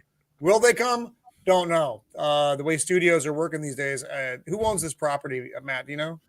Miller owns it, and it comes from whatever I don't remember if Fury Road came from the same Warner or whatever that the first three did. Because we know Warner is in fucking turmoil right now. So I don't. If it's Warner, I don't know what we're gonna get. I think Warner is just a distributor. Yeah, more flat-chested women. I think we're going to get. That's important. I that way they can look like the dude riding on the back. Isn't that sad? Like we can't even expect a good movie coming forward because we're so jaded. Look, I praise. So I just looked it up. Okay, so there's an Australian, like an Australian movie technically. And Warner is the international distributor. Got it. Oh, okay. Look, so I praised the previous movies with the because they had the sex opening scenes, like you saw it, tits and whatnot. And in this movie, you give me the perfect opportunity for something, these wet clothes in the desert, and like I didn't see a nipple or anything. AJ's I all don't pissed have nipples off in the future, AJ. No. So don't warn male gaze. Or penises. Well, how is Max has no blood left in his body, so he can't quite. Yeah, he's bloodless. The women have no nipples. It's a strange. Got to grow that blood back. Get some water and And the lizards have two heads. Yeah, lizards have two heads, and all the men are neutered. Yep, and a very successful emergency breathing apparatus can actually open up and expose the entire mouth that's supposed to be protecting. No, why would the mouth open if it's supposed to be a gas mask? I mean, these are all good questions. Fantasy. That is great question. So I don't know. I don't know the answers to these questions. Let's do just a around the horn of what we got going on, and then we will wrap this thing up. I knew this was going to be a fun discussion because I hate one movie and enjoy the other. So that always makes for a fun discussion. So, Shieldwall, what do you got coming up, buddy? I don't really have anything coming up. I don't have a channel or anything. But thanks for having me on. And as always, it's a great learning experience for me between Unbearable Maximus, Copa, and AJ, and of course Stephen. The way that you guys talked about it being mythology is really just in that instant changed how I viewed these movies. Yeah. Yes. And it made me understand them better. So like when Dad's on, I always learn so much. So that's why I like being on these streams. And then, everybody has their inputs and stuff. And AJ, we're kind of getting that young guy, even though he's not really that young, but for us, he is young guy view of things. So it always kind of challenges some of my perspectives, and I can see something in a new light. And then, of course, with Steven, it's always like I'm in film school talking about production and shots and things. And so it's great. And then just the inputs from the rest from everybody else is awesome. So I'm just here really just to kind of say a quip or two every once in a while. So anyway, thanks for having me on. I really appreciate it. It's been fun. And then interacting with the chat too, because without them it's just a bunch of us sitting around talking. So really bunch of weirdos on the internet talking to nobody. Well, I like it because this just reminds me of sitting around in the back of the launch truck waiting for the planes to come back. This is, what we did, talk about movies and stuff. Nice. So. Yeah, no, exactly. Unbearable Maximus, Matt, the Unbearable 73. What do you got coming up, buddy? As I rule the wastelands of the internet, gathering women for my flock.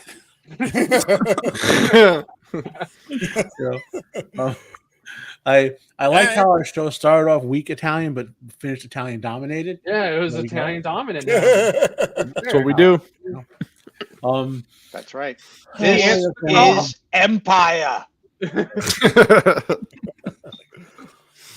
do I got going on?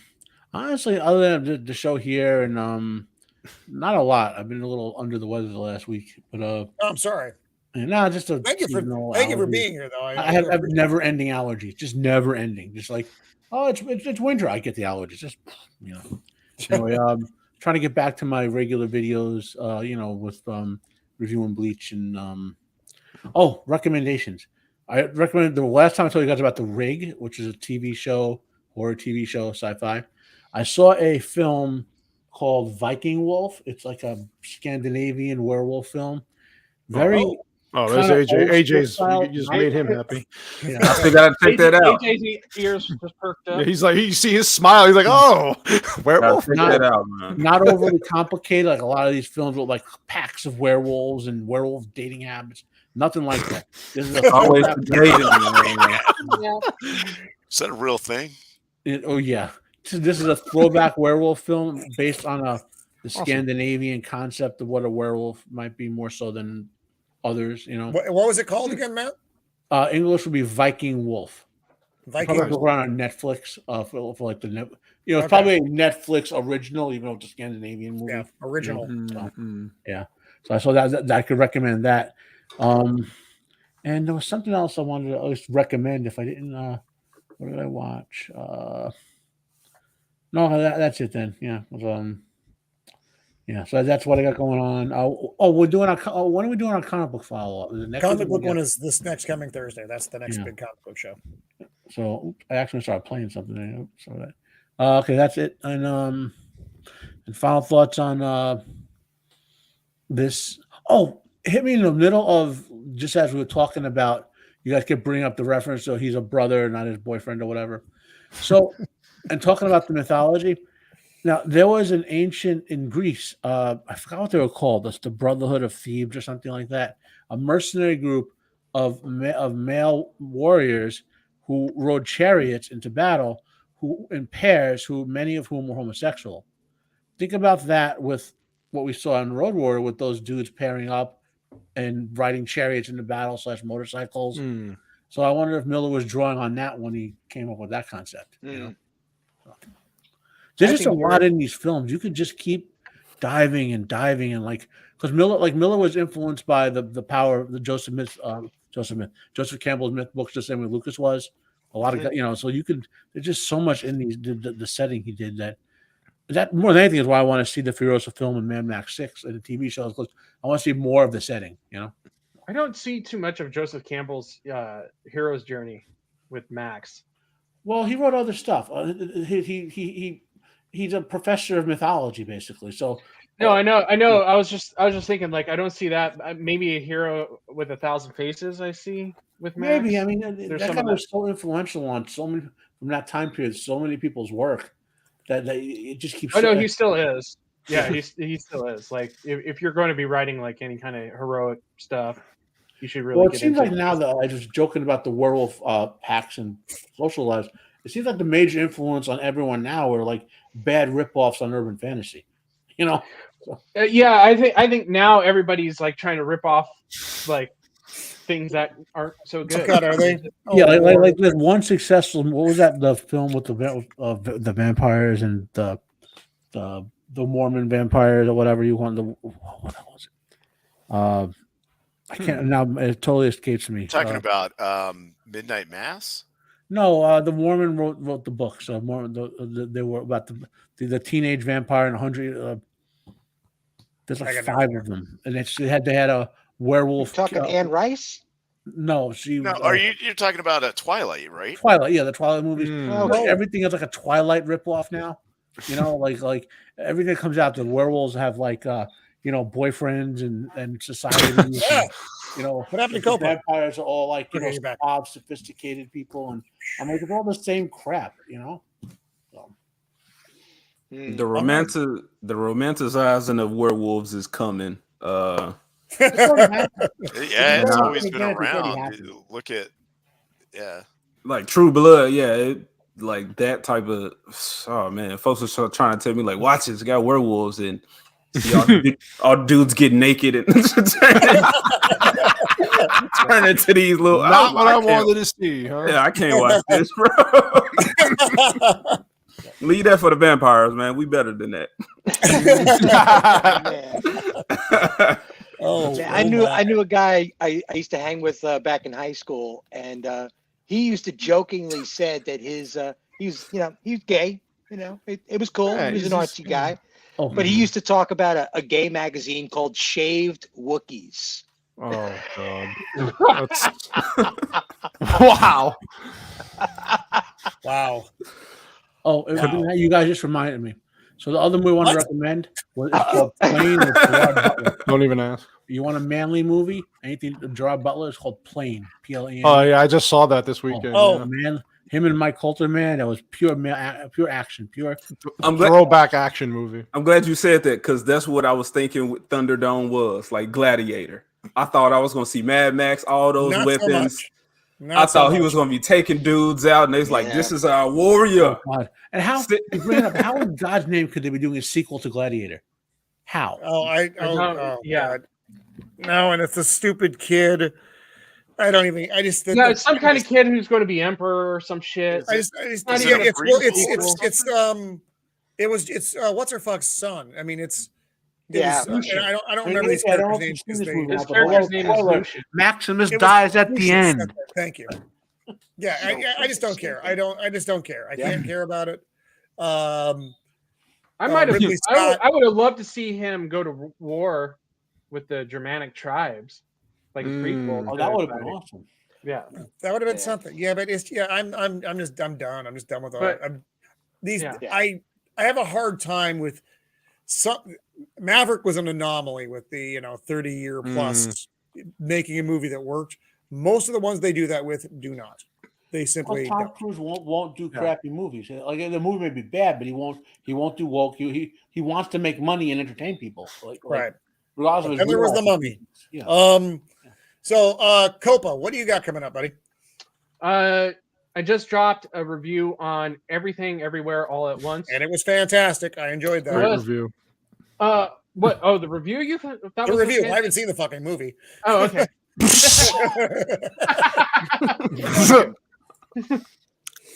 Yeah, it stars Short Round and Michelle Yeoh, and I know how much Roman loves Short Round, so he'll probably. He's an adult now, though, so he's not a kid. He's not a kid anymore. But yeah, it's insane. That movie takes multiverses to a new level.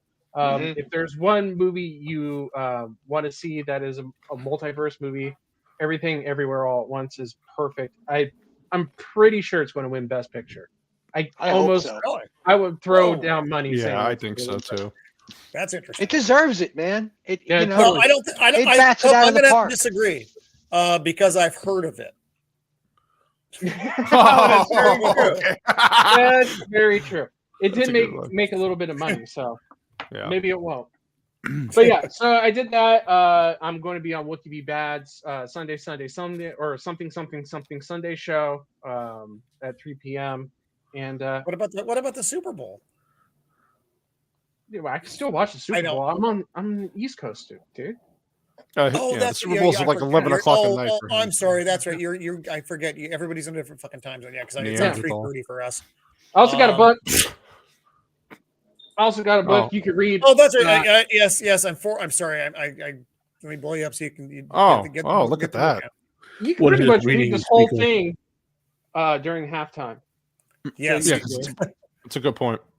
And then Triple M is back Monday. Mischief Movie Mayhem is back Monday. Yep. We are reviewing one of the greatest movies of all time, if not the greatest, Predator. I love me some Predator. Who doesn't? Horrible Arnold Schwarzenegger impersonations the whole time. Yes. It's gonna happen. Yeah, I accept that. It's gotta happen. Yeah. Put the gun down, goddamn sexual tyrannosaurus. So look, I'm gonna go ahead and let y'all know Predator is fine, but I would like some Fury Road treatment where it's over the top action. They have not done a good job with anything other than Predator. No. With Predator 1, you stop. Well, you know what? No, the second one's all right. The second one's all right. I don't like the second one. I actually. Yeah, man. That movie Predators, where they were taking to the planet. Yeah, on the planet planet. Could have been awesome. It was kind of okay, but it could have been awesome. It was just like they had a really great movie, and then someone says, and there was no one to say, "Wait a minute, this is kind of stupid. Don't do this bit here." You know what I mean? Roman's right though.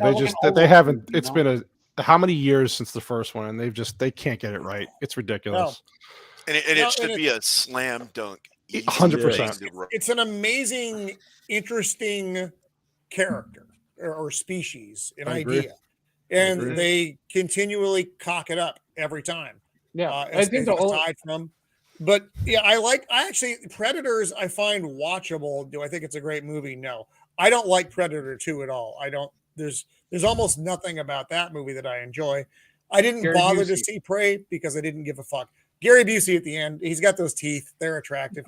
Um Prey So- was Wow. terrible. With Yeah, Prey, it's funny. I've heard hot and cold things with Prey, and I tend to believe the cold more than the hot because I think people just it didn't suck as bad as they thought it was going to, so they thought it was great. It's like because we're at that point we're coming out of the the COVIDian era of filmmaking, and you got some weird stuff in there. well, I think with Prey would it suffered because it could have been great, but Well, they Yeah. made her Mary sued the overpowered. character. Yeah, She I- was so overpowered. She was the made- ultimate Indian. She's too Mhm. small. Yeah. That was my. I watched 20 to 25 minutes. I'm like She's people like- forget this. All her Sometimes brothers you are get getting killed, and they're like people. twice her size, and Yeah. she's like, That's everything- how it happens. If they had That's the way it was back then. for Yeah. 5 She's minutes, 95 Yeah. pounds. The And bitch is they 95 pounds, and she's going know? hand to hand with the Predator. Like the she's Indians armed. sound like they're from Southern California. Yeah. Or if they had like a special radioactive dose and give her fighter powers or something. Yeah, I mean, yeah. something to say she could do that physical stuff. People don't realize how big Sigourney Weaver was for Alien. Like she's bigger than some of the Still had to dudes. get in a the movie. power loader to go against the Yeah. Not only that, Right. the way that the movie ended was so implausible. The percentage that it would have taken, you could have won the lottery twice to get Bro, that thing right. to line Like, up. Dude, like, seriously. And the the calculations she made on the fly with that ending was just Oh, so stupid. come on, stupidest thing ever. Well, and then the bear scene in Prey. Anyone who's seen what was DiCaprio's film with the The bear? Revenant. Revenant. Once you, I mean, I'm a big bear guy. Obviously, can't talk about the name. I like bears. Like, once you see that scene with a bear versus a real person, like there was no believable way other than the Predator saving her, right? That she was going to survive the bear. So Right. once you put that point, if she can't survive the bear, how could she fight the Predator? Well, another thing is that she's fighting like the most idiotic predator to ever land on our planet because his tech, she easily fools his tech into defeating him. It's just the dumbest shit It's so I've ever stupid. seen. But hey, come by on Monday and hear us talk about Predator. Yeah. Okay, AJ, AJ, what do you got coming up, buddy?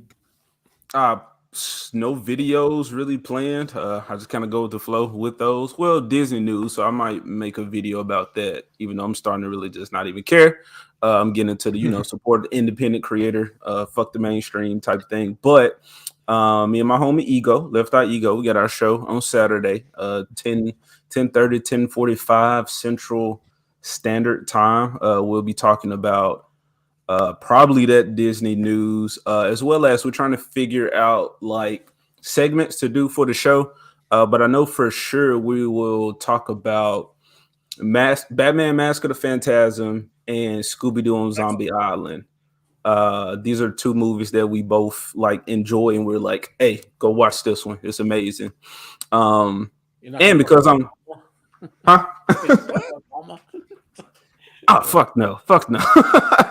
Not giving it time, not giving it attention. But so we're going to be talking about that as well as Circle of Jerks. Yeah, there you go. Circle of Jerks will be on my channel this Saturday. I don't know what time, but I guess I should drop the link myself. So I'll drop that. But we'll have Circle of Jerks. And Right on. I don't know what we're talking about, but it's going to be a fun time, as it always Anytime you is. got Flaccid, It always is.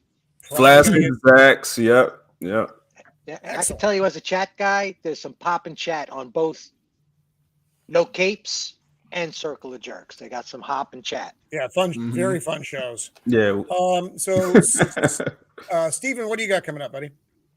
Let's see. Tomorrow night, I'm going to be on a guy. I popped the link in the chat. It's probably up a couple 100 feet on the scroll, but I'm going to be on this guy Hoffcast. I did one before, but this time we got some pretty solid topics. Going to be talking to him about it. He's a fantastic host. This guy is like so down home, front porch kind of character, like a whole cooler full of beers in the garage kind of guy, where you're just like hanging out, chatting, chewing the fat. He's great. He's a lot of fun. He just got a call out by Ryan Roger, Athy. Oh, yeah. I mean, I just mentioned it on a whim, and then Roger did the video, and Hoff was just completely blown away to get a perspective. And he's talking from Wales, so it's like really cool. So we're expecting some interesting numbers to happen on Friday. That's happening, I think, around 6 p.m. Pacific time, maybe. He's going to drop it. That's why I just put his channel up there. I'll probably be tweeting it out when he posts, but yeah, going to get into some heavy stuff as I like to do. Right on. And are you going to be with us for the comic book show this Thursday? I don't know. We'll have to see. I mean, to be honest with you, things are in flux in La La Land. So got it. Okay. We shall see what happens. I'll hit you up for it anyway. The internet might not even be there next Thursday. It says massive attacks. All right. Roman, let me get on the comic stream. Do you want to get on comic stream? I do. Okay, no. All right. Were you on the last comic stream? At some point. I had Ego was on the last one, and I think he's. If you got space, man, I know you schedule these very professional. No, I definitely got space because the comic book stream wasn't super crowded. This was a bigger panel. That was a big panel. Ego was both on the last one. What's that? No, okay. No, Ego was on. No, Ego was on the last one. Mm-hmm. Was he on the? It doesn't matter. He wasn't on the first one. Okay, but he was on the last one, and he's going to be on the next one coming up as well. So this Thursday is going to be a fun comic book stream. So, Cannoli Sasquatch, what do you got coming up, buddy? Oh God. Okay, so I have my podcast tomorrow, Whiskey and Cannoli's podcast. Gonna be a fun one. We're gonna talk about why Valentine's Day is overrated. And you are so right. Oh my God. Yeah. Oh, I hate it so much. It's gonna be a good one. We got Filipino Meatball in there, and then Mrs. Cannoli Sasquatch, who also has her own show starting now. Excellent. With Ego's other half, Shiro. So they have a new show. Saturday, I'm going to be on Reality Base with Ryan Roger Athay at about 4 p.m. Mountain Standard Time on there. And then, like Copa said, Monday, Mischief Mayhem Movies back with Vex and White Bear and him, and we're going to do Predator. Yeah, that's basically it. So we got a busy weekend, but I'm looking forward to it. Right on. That's a lot. That's good. Yeah. So over here, they moved The Last of Us to Friday this week because of the Super Bowl. So I'll be dropping a Saturday review of that show in the morning. Your reviews are good, man. Those are good reviews. Your reviews are better than that. Oh my God. So actually, I'm going to throw this out. I'm going to try. Matt, we talked about this a little bit in the DM in Twitter. I have this one dude who wrote me like a 75-page fucking dissertation in a response to my episode 3. Love those review. Guys. And it's like, bro, I don't know how you do this. I don't have time to read all of this. I like getting comments. A comment, for those of you who are unaware, is maybe 2-3 lines talking about, fuck you, you're retarded, I don't agree with you. Oh, hey, great video, Roman. Either one of those is fine. But if I open it up and I hit read more and it fills up the screen, I don't know what to do with that. And then I respond to you, and you did it again. So it's like, I'm like, dude, you clearly want to do long form.